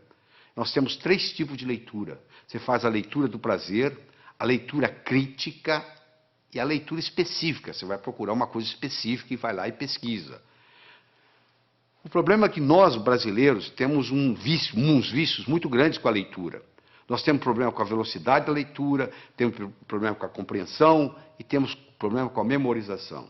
Essas 3 coisas estão juntas: velocidade, compreensão e memorização daquilo que lemos. Então, deixa eu mostrar uma coisa. Primeiro, a gente aprende a ler palavra por palavra, não é verdade? Nós aprendemos a ler palavra por palavra e aprendemos a ler em voz alta. Aí nós começamos a ler em voz alta e os nossos pais dizem assim, não, para, você já leu bastante, lê agora em voz baixa. Só que você diminui o som, mas continua lendo com a garganta. Esse fenômeno recebe o nome de subvocalização. Só que a nossa garganta não permite falar mais do que 180, 190 palavras por minuto. Se você lê com a garganta, e a maioria lê, porque se você colocar uma pessoa lendo em silêncio e colocar um eletrodo aqui na área da laringe, você vai perceber que à medida que ela vai lendo, ela vai ativando a laringe. Se você tem esse vício de subvocalização, você está limitado a 190 palavras por minuto. Olha que interessante. O nosso cérebro chega a pensar 1000 palavras por minuto. Se a nossa garganta só trabalha com 190 palavras por minuto, ou seja, se eu sou limitado a ler 190 palavras por minuto, e o meu cérebro é capaz de pensar 1000, eu passo a maior parte do tempo fazendo o quê? Divagando. Eu fico desatento. Por incrível que pareça, quando eu aumento a velocidade de leitura, eu aumento a minha capacidade de concentração. Existe um outro vício na leitura, que é o chamado de regressão. O meu olho está sempre voltando, está sempre voltando, está sempre voltando. E eu perco um tempo danado nisso. Esses processos, então, o palavra por palavra, o subvocalização, a regressão, são problemas que prejudicam intensamente a nossa velocidade de leitura. Então, eu vou recomendar a você aqui, para você pegar o jeito. É como andar de bicicleta, você tem que colocar a rodinha primeiro, você vai virar o livro de cabeça para baixo, e você vai ler com as mãos, usando a mão como orientação, e ler de cabeça para baixo. Só para você pegar o jeito, você pegar a mecânica, e no pegar a mecânica que faz uma diferença. E de vez em quando existe um exercício muito interessante, que se você esfregar uma mão na outra, esfregar até esquentar, faz aí, você que está me assistindo, faz aí, vai, até esquentar, aí você coloca em cima dos olhos, na mesma hora você descansa o globo ocular. Faz isso umas 2 ou 3 vezes, que vai fazer uma diferença enorme na sua leitura. Outra coisa importante. Anote, não palavras, nem números. Anote ideias. E como é que você anota ideias? Com aquele disquinho quebrado que eu ensinei. O que estão querendo que eu aprenda desse material? O que estão querendo que aprenda desse material? Use mapas mentais. O que é mapa mental? É desenvolvido por um psicólogo britânico, Tony Buzan. Ele vai às escolas britânicas, pega o último aluno da sala, em 2 meses ele faz ser primeiro colocado, ele já fez isso várias vezes, provando que funciona.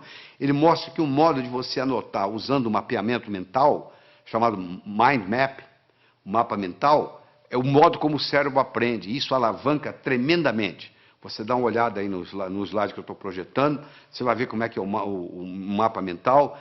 Entra na internet, faz uma pesquisa de mind map, ou um mapeamento mental, e você vai aprender a fazer esse processo como se fossem árvores com seus galhos. É importante você fazer ficha de revisão, fundamental. Às vezes uma ficha de revisão, você pode colocar tudo que você precisa, todo o conhecimento, naquela ficha de revisão. E só de você bater o olho ali, aquilo vai reforçando, vai reforçando, vai reforçando, e geralmente você faz isso antes de dormir. Repetição é a mãe do aprendizado. Você aprendeu a andar como? Levantou, caiu, levantou, caiu, levantou, caiu, até que um dia você andou. Outra coisa importante, o aprendizado é mais eficaz quando ele é divertido. Você tem que se divertir. Você não pode estudar de mau humor.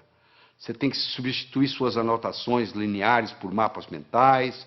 Você tem que procurar trabalhar com pelo menos 2 cores diferentes.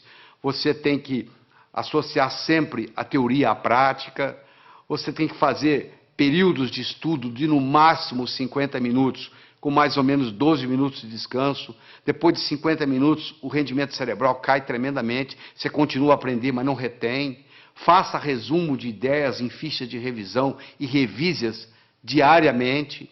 Todo esse processo está aí, ó. É você aprender a aprender. Isso é que é importante. É aprender a aprender. Isso é que interessa. Porque depois que você aprendeu a aprender, você se torna o capitão do seu navio, meu amigo. Você aí, o limite, o céu é o limite. Você não vai depender mais de ninguém. Eu espero que, eu acredito que você tenha que assistir esse material de novo, de novo, de novo, escutar com carinho, voltar nos problemas, para poder se reter isso aí. Você precisa mais de uma vez estar exposto a esse material. Você precisa de algumas horas de voo. Eu vou contar uma história e aqui vou terminar essa nossa participação aqui, tá bem? Diz que uma vez, numa noite fria de inverno, 2 pássaros estavam empoleirados no galho de uma árvore. Um gavião e um pombo. O gavião então perguntou para o pombo: seu pombo, quanto que pesa um floco de neve? O pombo, sem querer conversa, laconicamente responde: praticamente nada. O gavião então disse: pois é, no inverno passado, numa noite como essa, nevando como agora, eu não tinha o que fazer, nem com quem conversar, eu estava empoleirado num desses galhos aqui por perto, eu comecei a contar os flocos de neve que caiu no galho onde eu estava. Quando chegou em 2.515.223, o próximo floco que caiu, o galho quebrou. Quando o gavião terminou de contar para o pombo a história, o galho onde eles estavam empoleirados também quebrou. Quem sabe esse material que você está participando, que você vai reler, reestudar, reescutar, etc, etc, etc, talvez seja o próximo floco de neve que vai quebrar o seu galho para o resto da vida. Porque hoje, no mundo do conhecimento, antigamente, na época da terra, valia quem tinha terra. Na era industrial, valia quem tinha dinheiro. Hoje a moeda mudou e muita gente não se deu conta disso. A moeda hoje se chama conhecimento. Você é rico ou você é pobre em conhecimento. Então, você aprendendo a aprender, você alavanca a sua vida para poder adquirir mais conhecimento e, com isso, aumentar a sua riqueza. Evite o mal, faça o bem, viva a sua vida extraordinariamente. Tchau. Isso faz uma diferença enorme. Às vezes você está aprendendo do modo errado. Às vezes você não é um estudante brilhante porque você está tentando aprender num canal diferente daquele que é característica sua. Eu quero falar sobre uma outra coisa muito importante aqui. É sobre o movimento dos olhos. Você já percebeu que à medida que você vai conversando, os seus olhos estão movimentando em todas as direções? Pois é. Basicamente, nós podemos colocar os nossos olhos em 9 posições diferentes. Você pode olhar para cima, para a esquerda, para o centro, para a direita. Você pode olhar na horizontal, para a esquerda, para o centro, para a direita. Você pode olhar para baixo, para a esquerda, para o centro, para a direita. Bom, vamos tirar as posições centrais, porque não tem nada a ver com a nossa aula aqui hoje, com a nossa conversa aqui hoje. Sobram 6 posições. 2 para cima, 2 na horizontal, 2 para baixo. Não é verdade? Todas as vezes que você movimenta os seus olhos para cima, você ativa a parte visual do cérebro. Toda vez que você move os seus olhos na horizontal, você ativa a parte auditiva do cérebro. E toda vez que você olha para baixo, para a sua direita, aí, para a sua direita, você ativa a parte sinestésica do cérebro. Então, se eu, por exemplo, quero recordar algo, qual foi a cor da camisa que eu usei domingo passado? Pode ver que na mesma hora meu olhar vai subir. Vai subir para quê? Para procurar a cor da camisa. Ora, se eu olho para cima, para a minha esquerda, olha a sua esquerda aí, olha aí no slide. Se eu olho para cima, para a esquerda, eu estou recordando coisas. Se eu olho para cima, para a minha direita, eu estou construindo coisas. Então, se eu estou estudando e eu quero memorizar alguma coisa, uma fórmula de física, por exemplo, eu vou olhar para cima, primeiro para a minha direita, para poder construir aquela fórmula de física dentro da minha cabeça. E depois eu vou olhar para cima, para a esquerda, para eu poder recordar, repetir aquela fórmula de física, até que ela fique parte da minha estrutura psicológica. Isso é muito importante entender, porque o movimento do olho facilita o processo. Olha só que interessante. A pessoa vai fazer o vestibular, vai fazer um teste, e chega lá e diz, eu dei branco. Por que ela deu branco? Porque ela colocou a cabeça para baixo, olhando para a prova, olhando para o teste. E faz essa pergunta, e ela esqueceu a fórmula de física. Se ela tivesse simplesmente levantado a cabeça e olhado na posição certa, ela teria resolvido o problema. Mas como ela está olhando para baixo, não teve a oportunidade de ter acesso ao campo visual, aquela forma de física não vem na cabeça dela. Então isso aí, nós podemos gastar horas e horas e horas estudando isso aqui, mas não é só a finalidade disso. Mas eu quero que vocês entendam que diz que os olhos são as janelas da alma, eu diria também que os olhos são as janelas da mente. É interessante. Todos os estudos feitos até agora, em todos os países onde foi feito, não existe nenhuma correlação entre a nota que se tira na escola e o sucesso que se tem na vida. Em outras palavras, eu posso ter um estudante medíocre, que vai ser um grande empresário, ou eu posso ter um CDF, que não vai dar nada na vida. Não existe nenhuma correlação. É importante você pensar isso. Por que não existe uma correlação? O Dr. Hicks fez isso nos Estados Unidos e provou que não havia nenhuma correlação, e outros repetiram esses estudos no mundo todo. Por que não existe? Porque talvez a escola esteja ensinando coisas que não têm muita aplicabilidade. Eu digo sempre o seguinte, às vezes o que cai na prova não cai na vida. Quer dizer, você estuda aquilo de uma forma para fazer na prova, e depois não tem nenhuma aplicabilidade na vida. O homem não constrói fora de si nada que não tenha dentro de si. Se eu não tiver um conhecimento pragmático para executar, às vezes o conhecimento que eu tenho ele é abstrato, ele é um conhecimento do pescoço para cima, ele não tem muito impacto na minha vida. Eu adoro uma analogia que eu faço, que é do indivíduo atravessando um cabo de aço de um prédio para o outro. O que precisa? 3 coisas. Eu preciso querer, se eu não quiser, eu não ando. Eu preciso saber, se eu não souber, eu vou cair. E eu preciso de cabo de aço. Eu posso querer, eu posso saber, mas se não houver cabo de aço, não tem jeito. Tem muita gente querendo ganhar dinheiro, sabe ganhar dinheiro, mas não surge a oportunidade. Então, o nosso desempenho, ele vai depender da nossa motivação, ele vai depender da nossa competência, ele vai depender da nossa oportunidade. A motivação é o querer, a competência é o saber, e a oportunidade, no caso aqui, é o cabo de aço. Então, você, para ser um bom estudante, você tem que estar motivado. Só motivado não adianta. Tem muita gente motivada, mas desmotiva logo, porque não tem a estratégia, não tem a competência de desenvolver o processo. Então, não tem um modelo. Então, deixa eu falar para você de modelo. Imagine que eu desse para você de presente agora uma pérola. Você não ia ficar segurando essa pérola na mão, você ia colocá-la no bolso, não é verdade? Daqui uma semana eu me encontro com você pela segunda vez, e lhe dou uma segunda pérola. De novo, você coloca ela no bolso. Daqui 15 dias eu vou lhe dar uma terceira pérola, e você vai colocá-la no bolso. Daqui 6 meses eu vou me encontrar com você e vou perguntar assim, onde é que estão as pérolas que eu lhe dei? Você vai responder mais ou menos assim, a primeira eu coloquei no criado mudo, a arrumadeira lá em casa não viu, jogou no lixo. A segunda eu esqueci no bolso da calça, a calça foi para a lavanderia, voltou sem pérola. E a terceira eu escondi de mim mesmo, guardei tão bem guardado que eu não sei onde eu coloquei. Não é verdade? Se eu desse para você, antes de lhe dar a pérola, eu desse para você um fio de nylon e orientasse você para colocar as pérolas no fio de nylon, você ia fazer um colar. Se você colocasse esse colar no pescoço, e daqui 6 meses eu me encontrasse com você e perguntasse onde estão as pérolas que eu lhe dei, você ia dizer, estão aqui, eu fiz delas um colar. Meus amigos, você que está aí assistindo, olha só, as pérolas são ideias. O cemitério está cheio de gente que teve boas ideias. Ou não fez nada com elas, ou estragou a vida. Eu já vi muita gente estragar a vida por causa de uma boa ideia. Se eu tiver uma boa ideia, mas não tiver um modelo por trás, é um desastre.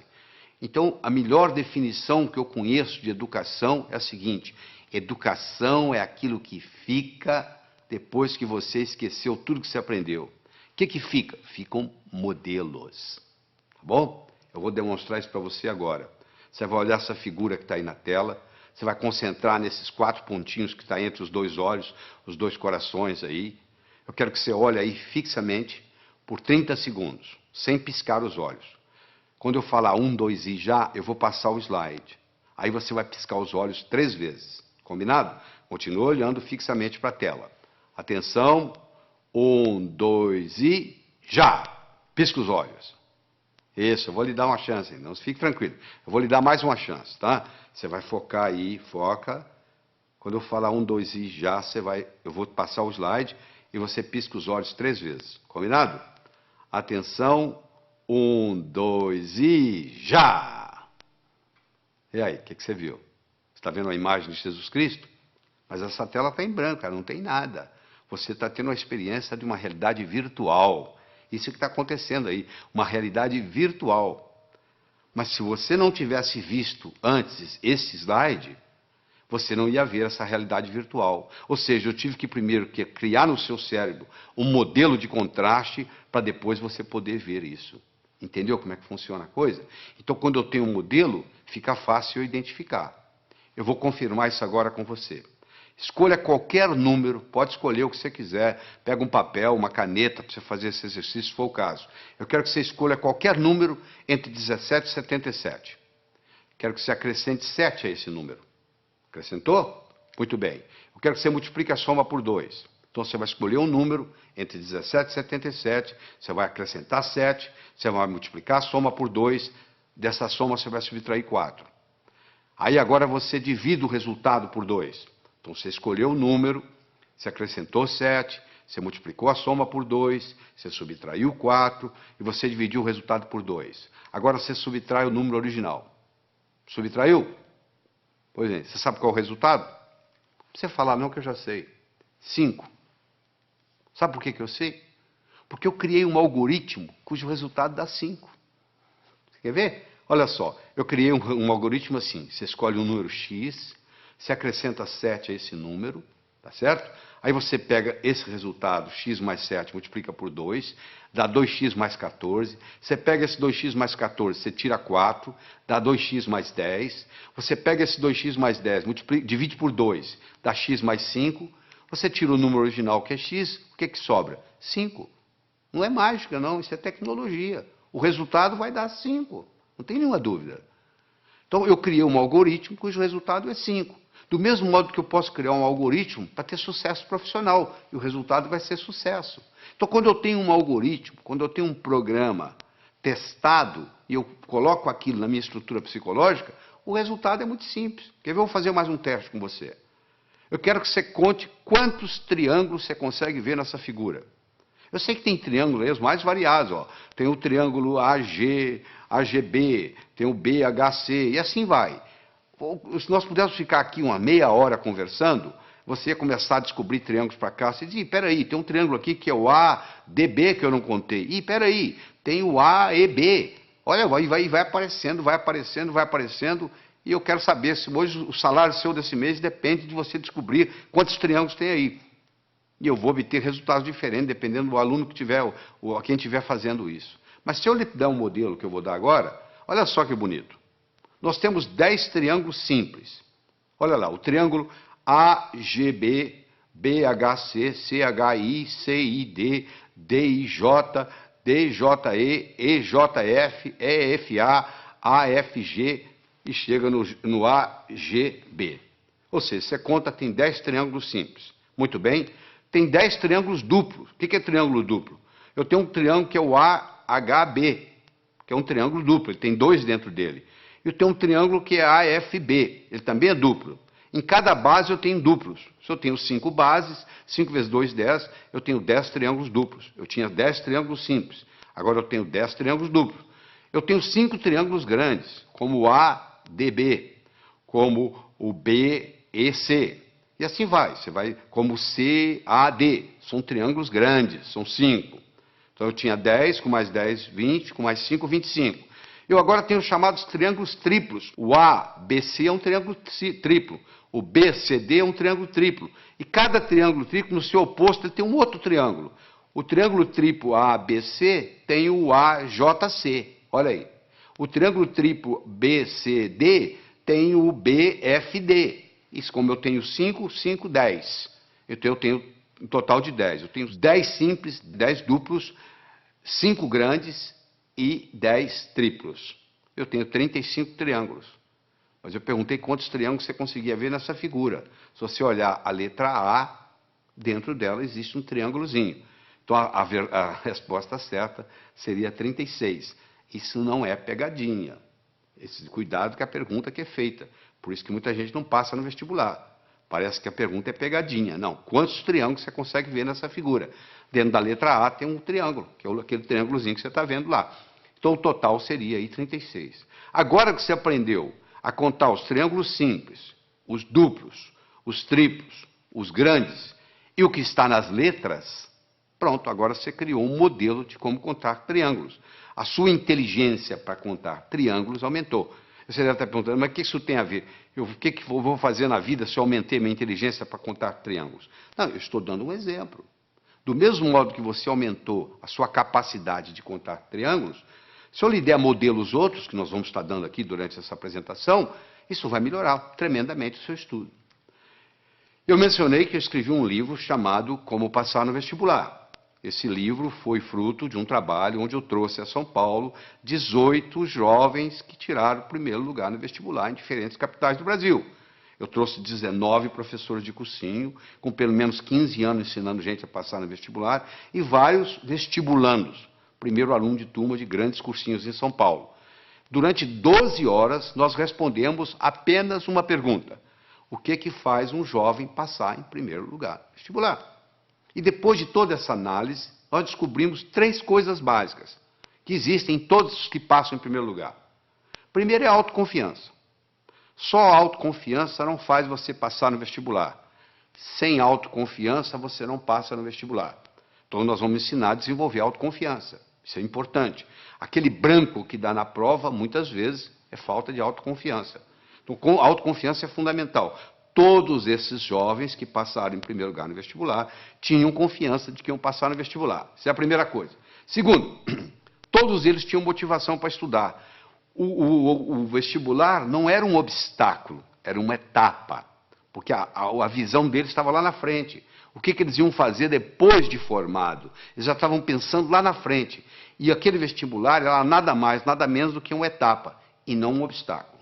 E todos esses 18 jovens que tiraram o primeiro lugar, eles tinham estratégia em tomar nota em sala de aula, estratégia em se preparar para a prova, estratégia em fazer prova, estratégia em estudar em casa, tudo isso, estratégia em ler, estratégia em memorizar, todos eles, sem exceção, usavam mnemônicos, usavam processo de memorização, provando que todos nós temos uma ótima memória. Às vezes nós não sabemos usar essa memória.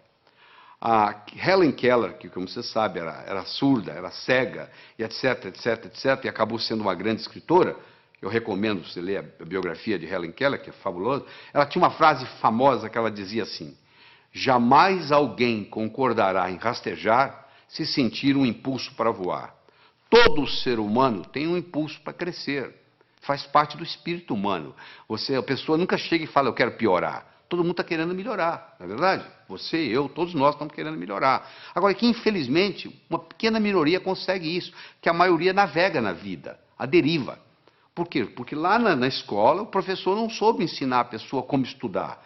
Porque já que você vai estudar tantos anos, já que você vai depender de tudo isso, da leitura, tanto tempo, Nós, brasileiros, lemos numa velocidade muito lenta. Nós temos um problema muito grande com leitura. E eu vou ter a oportunidade de discutir isso aqui com você. Mas deixa eu começar a desenvolver com você a inteligência lógico-matemática. Então eu tenho um probleminha aí, olha que bonito. 9 executivos se encontram para a discussão de um projeto. Antes da reunião se iniciar, eles se cumprimentam, cada um apertando a mão de todos os outros. Eu quero saber quantos apertos de mão ocorreram. Esse é um problema simples que já caiu no vestibular. É uma coisa simples. Você tem 9 executivos, cada um vai apertar a mão do outro, e eu quero saber quantos apertos de mão. Por onde você começa? Bom, então vamos ver? Coloque-se lá dentro. Você é um deles. Ora, se são 9, você é um dos 9. Você não vai apertar a mão de você mesmo. Você vai apertar a mão de 8. Não é verdade? Ora, se você vai apertar a mão de 8, cada um vai apertar a mão de 8. Ora, se são 9, cada um apertando a mão de 8, 9 vezes 8, 72. Só que quando eu aperto a sua mão, você aperta a minha. Então eu tenho que dividir isso por 2. São 36 apertos de mão. Ah, que beleza, quer dizer que é assim? E se fosse 8? Vamos pegar 8 executivos. Bom, se são 8 executivos, cada um não vai apertar a própria mão, ou seja, vai apertar a mão de 7. Cada um dos 8 vai apertar 7 mãos. 8 vezes 7, 56. Dividido por 2 dá 28. Ah, e se fossem 6 executivos? 6 vezes 5, 30. Não é verdade? Dividido por 2, 15. 15 apertos. Olha que bacana. Aí eu chego a um algoritmo, que eu tenho que multiplicar o número de executivos vezes o número de executivos menos 1, dividido por 2. Se eu tivesse 10 executivos, você me responde agora. Quantos apertos de mão? 10 vezes 9, 90. Dividido por 2, 45. 45. Quanto tempo você gastou para fazer isso? 1 segundo. Por que você gastou 1 segundo? Porque eu criei no seu cérebro um algoritmo. De repente, nesse assunto, você ficou mais inteligente. Se eu começo a criar algoritmos básicos para você, esses algoritmos básicos vão criando, vão aumentando a nossa inteligência lógico-matemática. Eu disse no começo, e vou repetir, que inteligência é coisa que se aprende, é coisa que se adquire. Só 15% da nossa inteligência é herdada. 85% é adquirida. Em qualquer fase, em qualquer idade, em qualquer profissão, nós podemos melhorar a nossa inteligência. Essa é que é a boa notícia que eu tenho aqui para todos nós. Fundamental. Você acabou de aprender e agora. Quer dizer, quando você encarar um problema desse, 9 executivos, 10, 11, 12, 8, 7, agora que você tem um algoritmo, ficou relativamente simples. Deixa eu conversar um pouquinho sobre a autoconfiança. Se eu colocar uma tábua de 40 centímetros de largura, 10 metros de comprimento aqui no chão, você consegue andar nela. Essa mesma tábua colocada entre 2 postes, já não é a mesma coisa. Você vai lá e treme na base e não anda. Fazer a prova sozinho em casa é uma coisa. Fazê-la no dia do teste, no dia do concurso, no dia do vestibular, é outra coisa muito diferente. É mais ou menos assim, em casa eu estou andando com a tábua no solo. E lá no dia eu estou andando com a tábua lá em cima. Então tem muita gente que se assusta, porque quando chega na hora do teste, chega na hora da prova, chega na hora do vestibular, chega na hora do concurso público, treme na base. Porque é como se estivesse andando na tábua lá em cima. Então essa parte é muito importante. No atletismo é a mesma coisa. Às vezes o jogador perde o jogo, às vezes o time perde o jogo, porque o jogador não tem autoconfiança. Ele teve uma briga com a namorada, entra em campo psicologicamente mal, cai o nível de rendimento, faz uma besteira, e ali começa aquela história, e dali para frente você já viu o que acontece. Então é muito importante nós entendermos esse aspecto. Deixa eu dar só um exemplozinho. Vamos imaginar que você gosta de futebol, tá? Que você está domingo à tarde assistindo uma partida de futebol. E o seu time, fizeram um pênalti contra o seu time, e o atacante principal do seu time vai bater o pênalti. E ele bate o pênalti, só que a bola pega na trave. Se você observar esse atacante, nos próximos 10 minutos, ele joga mal. Por que ele joga mal? Porque ele fica ruminando aquilo. Poxa, eu perdi uma oportunidade de fazer meu time ganhar. Poxa, perdi o pênalti. Então, até ele se recuperar daquilo, leva um tempo. Imagina você está fazendo uma prova de 80 perguntas. Você tem 4 horas para terminar a prova. Você encara o primeiro problema. Você fica 7, 8 minutos no problema e não consegue resolver. Sabe como é que a sua autoestima faz? Vai lá no pé. Pronto, a sua autoconfiança acabou. O resto da prova você já não tem o mesmo desempenho mental. Olha que interessante. Para fazer prova existe estratégia. Você quer estratégia? Você lembra quando você era criança, você jogava vareta? Soltava as varetas na mesa. Qual que você pegava primeiro? A mais fácil. E depois? A mais fácil. E depois? A mais fácil. Você não ia buscando a mais fácil? Então, na prova é a mesma coisa. Você tem que pegar a prova e dividir ela em questões A, B e C. A são aquelas perguntas que você sabe responder. B são aquelas que você sabe responder, mas que vai dar um pouco de trabalho. E C são aquelas que você não sabe se vai responder. Você responde às A's, marca as B's e pula as C's. Se você, aí quando você terminar as A's, você já fez bastante ponto, a sua autoestima já está elevada, você vai e resolve as B's. Se sobrar tempo, você vai encarar as C's. E se não der, você então entra com a estratégia de chutar. Você entendeu? Mas quando, é uma estratégia simples, é a estratégia de jogar vareta. Mas uma pessoa que não tem essa estratégia simples na cabeça, ela encara uma prova, um concurso, ela pensa que tem que responder na ordem, 1, 2, 3, 4, 5, 6. Por azar, ela pega uma pergunta que é difícil para ela, que ela não sabe a resposta, e ela perde ali 6, 7, 8 minutos e sai dali desanimada, já a autoestima já lá embaixo. Olha o impacto que tem. Uma explicação simples dessa, olha a contribuição que faz para você, olha a diferença que isso faz. Vamos continuar no nosso processo lógico-matemático? Então eu tenho mais um probleminha para você. Olha aí. Um comerciante comprou uma cadeira por $70. Vendeu-a logo em seguida por 80. Comprou de volta a mesma cadeira por 90 e vendeu-a novamente por 100. Quanto foi o lucro dele nessa transação? Então ele comprou a cadeira por 70, vendeu por 80. Comprou a mesma cadeira por 90, vendeu por 100. Eu agora vou dar um tempinho para você. Você vai ter que me responder aí o que você acha. Quanto que ele ganhou ou perdeu nessa transação. Primeiro você vai decidir se ele ganhou ou se ele perdeu. E quanto foi? Ele comprou por 70, vendeu por 80, comprou a mesma cadeira por 90, vendeu por 100. Ele ganhou ou perdeu? Bom, eu faço isso nos meus cursos e eu obtenho 3 tipos de resposta. Que ele ganhou 10, que ele não ganhou nada e que ele ganhou 20. Então, se tem 3 respostas para o mesmo problema de matemática, uma está certa e 2 estão erradas. Então, tem alguém errando. Eu não sei qual o seu raciocínio no momento. Seja ele qual for, eu vou consertá-lo, não se preocupe. Mas você tem que fazer isso junto comigo aqui agora. Eu vou voltar no slide para você garantir que você está me acompanhando. Um comerciante comprou uma cadeira por 70, vendeu logo em seguida por 80. Comprou de volta por 90 e vendeu novamente por 100. Qual foi o lucro dele nessa transação? Então você vai ter que decidir se é o 1, se é o 2, se é o 3. Se ele ganhou 10, se ele não ganhou nada ou se ele ganhou 20. Se você acha que ele ganhou 10, você fez um tipo de raciocínio que está exposto aí no slide para você ler em detalhes. Você raciocinou de um modo que o seu resultado foi 10. Né? Você acompanha aí o raciocínio na tela aí, foi o raciocínio que você fez. O comerciante comprou uma cadeira por 70, vendeu por 80, teve um lucro de 10. Ele comprou novamente a cadeira por 90, após ter vendido por 80, perdendo, portanto, os 10 que ele ganhou. E ele então vendeu por 100, após ter comprado por 90. Portanto, o lucro foi de 10. Esse é o raciocínio de quem acha que é 10. Tem gente que pensa diferente, tem gente que pensa que não houve lucro. Ele pensa que se ele vendeu por 80, após ter comprado por 70, ele ganhou 10.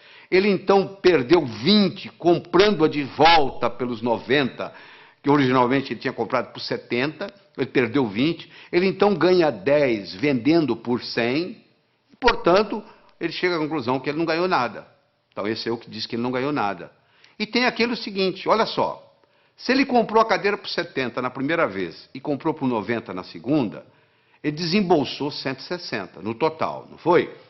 Se ele vendeu a primeira vez por 80 e vendeu a segunda por 100, ele, na realidade, recebeu 180. Ora, se ele desembolsou 60 e desembolsou 160 e recebeu 180, quanto que ele ganhou? Ele ganhou 20. É só você imaginar que você tem um bolso para comprar e um bolso para vender. O que sai e o que entra. Olha que interessante. Se eu tivesse dito para você assim, um comerciante comprou uma cadeira por 70, vendeu por 80. No mesmo dia ele comprou um relógio por 90, vendeu por 100. Quanto que ele ganhou? Você não teria nenhum problema em responder. Ele ganhou 10 da cadeira, ganhou 10 do relógio, ganhou 20. Como eu falei que era a mesma cadeira, eu já compliquei a sua vida. Olha o que a linguagem faz na vida da gente. A linguagem pode facilitar o nosso processo ou pode complicar o nosso processo. Você acabou se complicando apenas por um processo linguístico. Isso é um problema de vestibular, caiu em vestibular, já justamente confundindo parecendo uma pegadinha. Na realidade, não é pegadinha. Isso aí é para mostrar o raciocínio e mostrar a influência que tem. Então, uma pessoa pode muito bem melhorar sua capacidade de raciocínio. Eu tenho aqui 4 pilares do raciocínio. Um eu chamo de passo a passo, o outro eu chamo de visualização, o outro eu chamo de reformulação e o outro eu chamo de exclusão. Esses são os 4 pilares. Quando eu ensino para a pessoa a trabalhar com esses 4 pilares, essa pessoa automaticamente melhora a sua inteligência lógico-matemática. Então vamos fazer o seguinte, vamos começar com passo a passo. Eu tenho as seguintes cores. Eu gosto do laranja mais do que eu gosto do vermelho. Eu gosto do verde menos do que eu gosto do azul. Eu gosto do azul menos do que eu gosto do anil.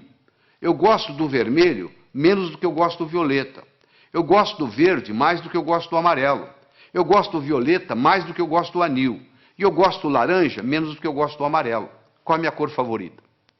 Olha que eu tenho aqui só 7 cores. Imagine se eu tivesse 70 e fizesse esse raciocínio. Olha onde que você chegaria. Você pode começar a trabalhar nisso aí, se você vai ficar, tem gente que leva meia hora, 1 hora e não consegue chegar à conclusão, porque não pegou o modelo ainda. Eu vou lhe ensinar o modelo, você vai resolver isso em 10 segundos. Porque é muito simples, olha como é que o modelo é simples. A primeira está escrita assim, eu gosto do laranja mais do que do vermelho. Então laranja passa a ser a minha cor favorita. Eu vou procurar onde é que tem laranja. Vai lá, lá no 7 tem laranja. Lá está dizendo que eu gosto mais do amarelo do que do laranja. O amarelo passa a ser a minha cor favorita. Eu vou procurar onde tem amarelo. Eu vou lá no 5, tem amarelo. Eu gosto do verde mais do que do amarelo. O verde passou a ser a minha cor favorita. Vai lá no 2, onde está o verde. Olha lá. Eu gosto do verde menos do que do azul. O azul passou a ser a minha cor favorita. Eu vou onde tem azul. Eu vou lá no 3, tem azul. Eu gosto do azul menos do que eu gosto do anil. Anil passou a ser a minha cor favorita. Eu vou lá no 6, olha lá. Eu gosto de violeta mais do que eu gosto de anil. Violeta passou a ser a minha cor favorita. Eu vou lá no 4, onde tem violeta, e confirmo. O violeta gosto mais do que o vermelho. Com a conclusão que eu cheguei, a minha cor favorita é o violeta. Olha que bacana. Na hora que eu criei esse esquema, pronto, agora ficou fácil. Eu tenho um modelo, sabe por quê? Eu aprendi a pensar passo a passo. Esse é um jeito, é aprender a pensar passo a passo. Você já deve ter aprendido o teorema de Pitágoras, né? O quadrado da hipotenusa é igual à soma dos quadrados dos catetos. Se a minha hipotenusa é 5, que no caso aí é o A, o quadrado de um dos catetos é 4, 4 vezes 4, 16, do outro é 3, 3 vezes 3, 9, 16 e 9, 25, o quadrado de 5 é 25. Não é isso? E daí? O que eu vou fazer com esse? O quadrado da hipotenusa é igual à soma dos quadrados dos catetos. A aplicabilidade que isso vai ter na minha vida? Olha aí na figura. Você está vendo aí? Está aí a hipotenusa, que são 25 quadrados. Um cateto, que é o B, é 4, dá 16 quadrados. O outro é 3, dá 9. 16 e 9, 25. Se eu estou numa arquitetura, numa construção, eu quero construir 2 salões que correspondem a um terceiro. Olha aí, se eu uso isso aí, está resolvido o problema. Olha a aplicabilidade que isso tem. Agora que você visualizou, você entendeu a aplicabilidade, agora você tem motivação para aprender. Então, uma coisa é o passo a passo, outra coisa é a visualização. O terceiro pilar do pensamento é a reformulação. Quanto que é 2/3 de uma metade? Você sabe? 2/3 de uma metade. Metade de 2/3 é 1/3. Então, você reformulou, mudou a ordem e resolveu. Às vezes você não resolve o problema porque você não está sabendo reformulá-lo. Você reformulou, você está numa prova, reformula o problema. Às vezes você não resolve daquele jeito. Você tem dificuldade em dizer quanto é 2/3 de uma metade, mas você não tem dificuldade em dizer quanto que é metade de 2/3. Falou? E, finalmente, nós vamos conversar sobre o pilar da exclusão. Eu tenho aqui um probleminha muito simples. Você vai pegar os números 1, 2, 3, 4, 5, 6, 7, 8, 9. Vai colocar nesses 9 quadrados que estão aí.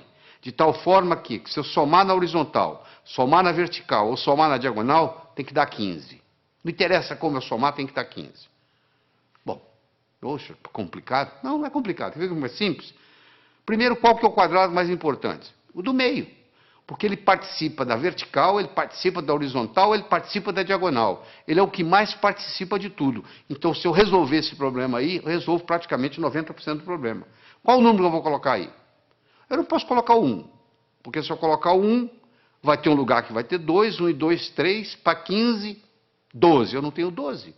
Eu não posso colocar o 1, não posso colocar o 2, porque o 2 também vai ter um lugar que tem 1.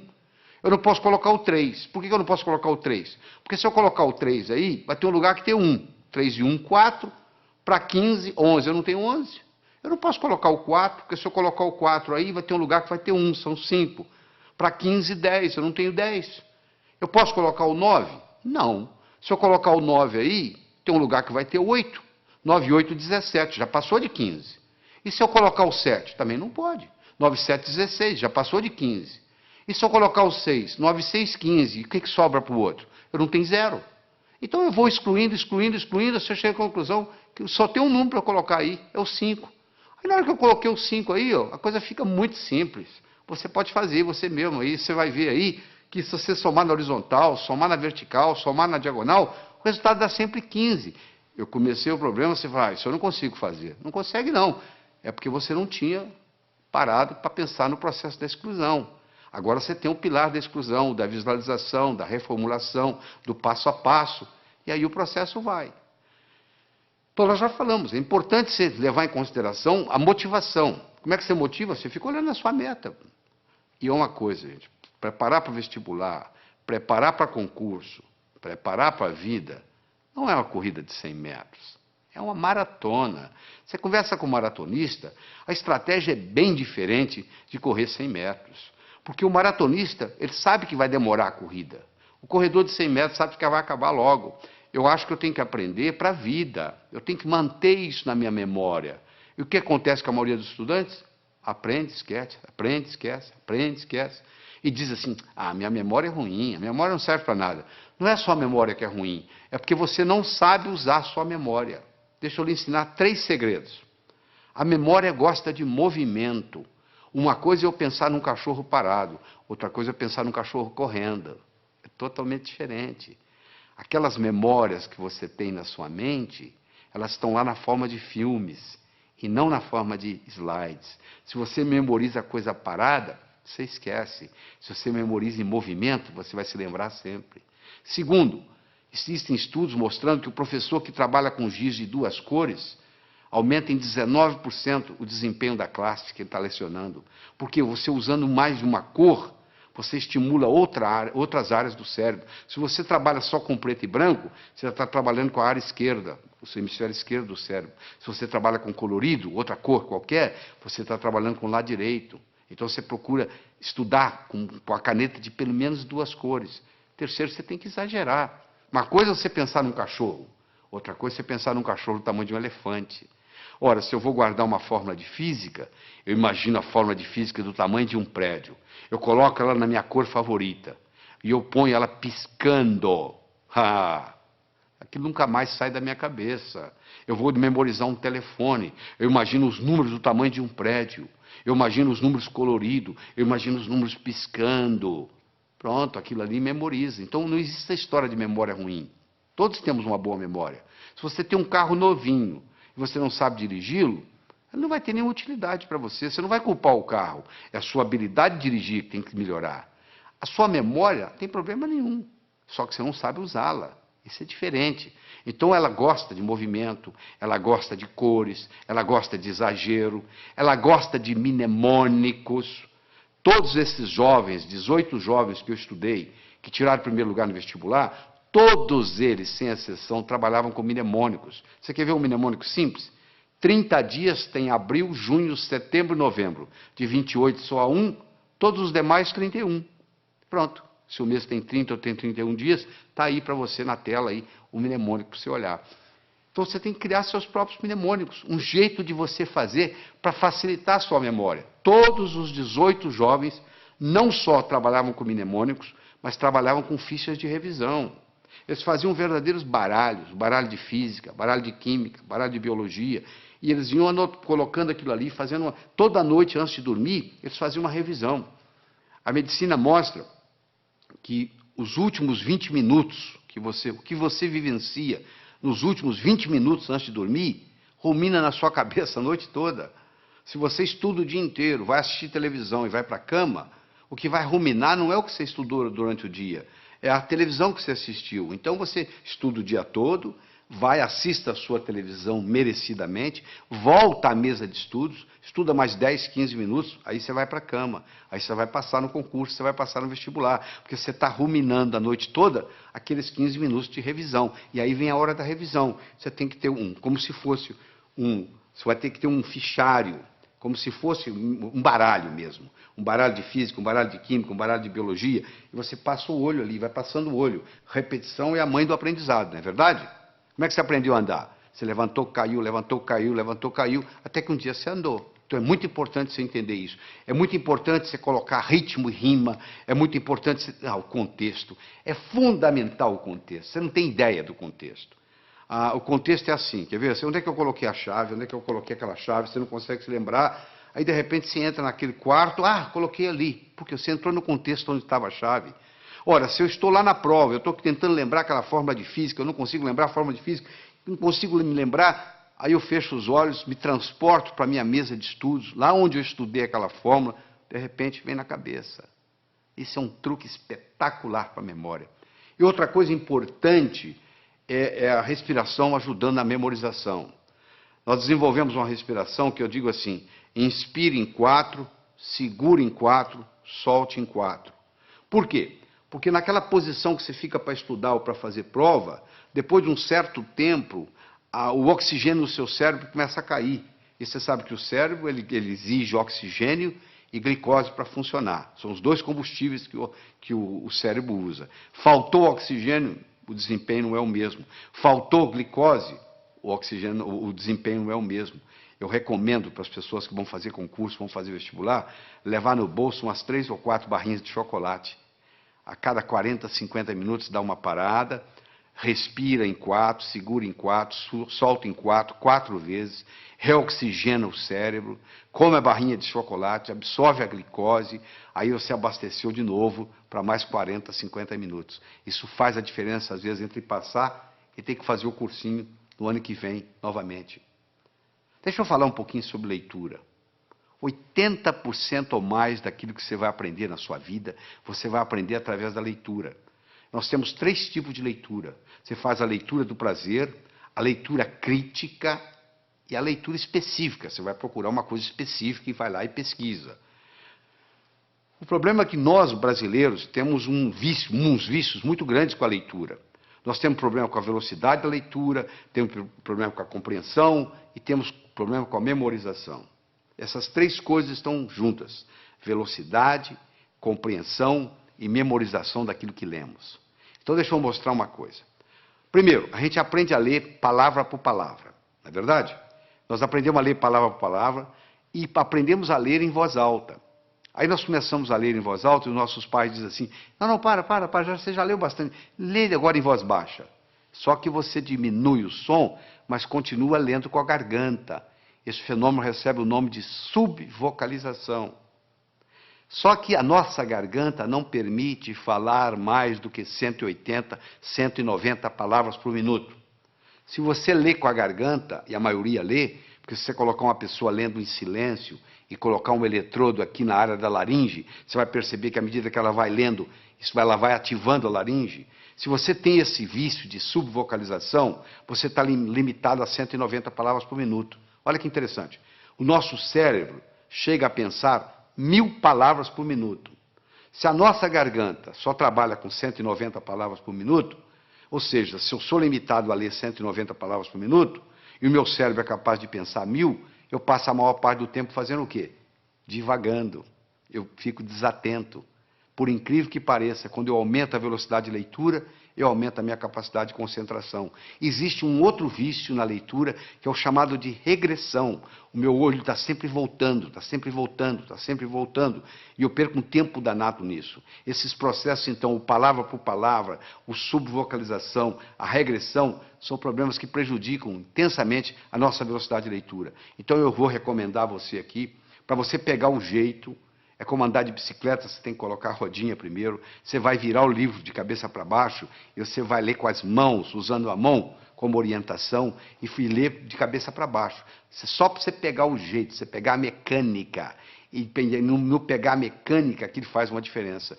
E de vez em quando existe um exercício muito interessante, que se você esfregar uma mão na outra, Esfregar até esquentar. Faz aí, você que está me assistindo. Faz aí. Vai. Até esquentar. Aí você coloca em cima dos olhos.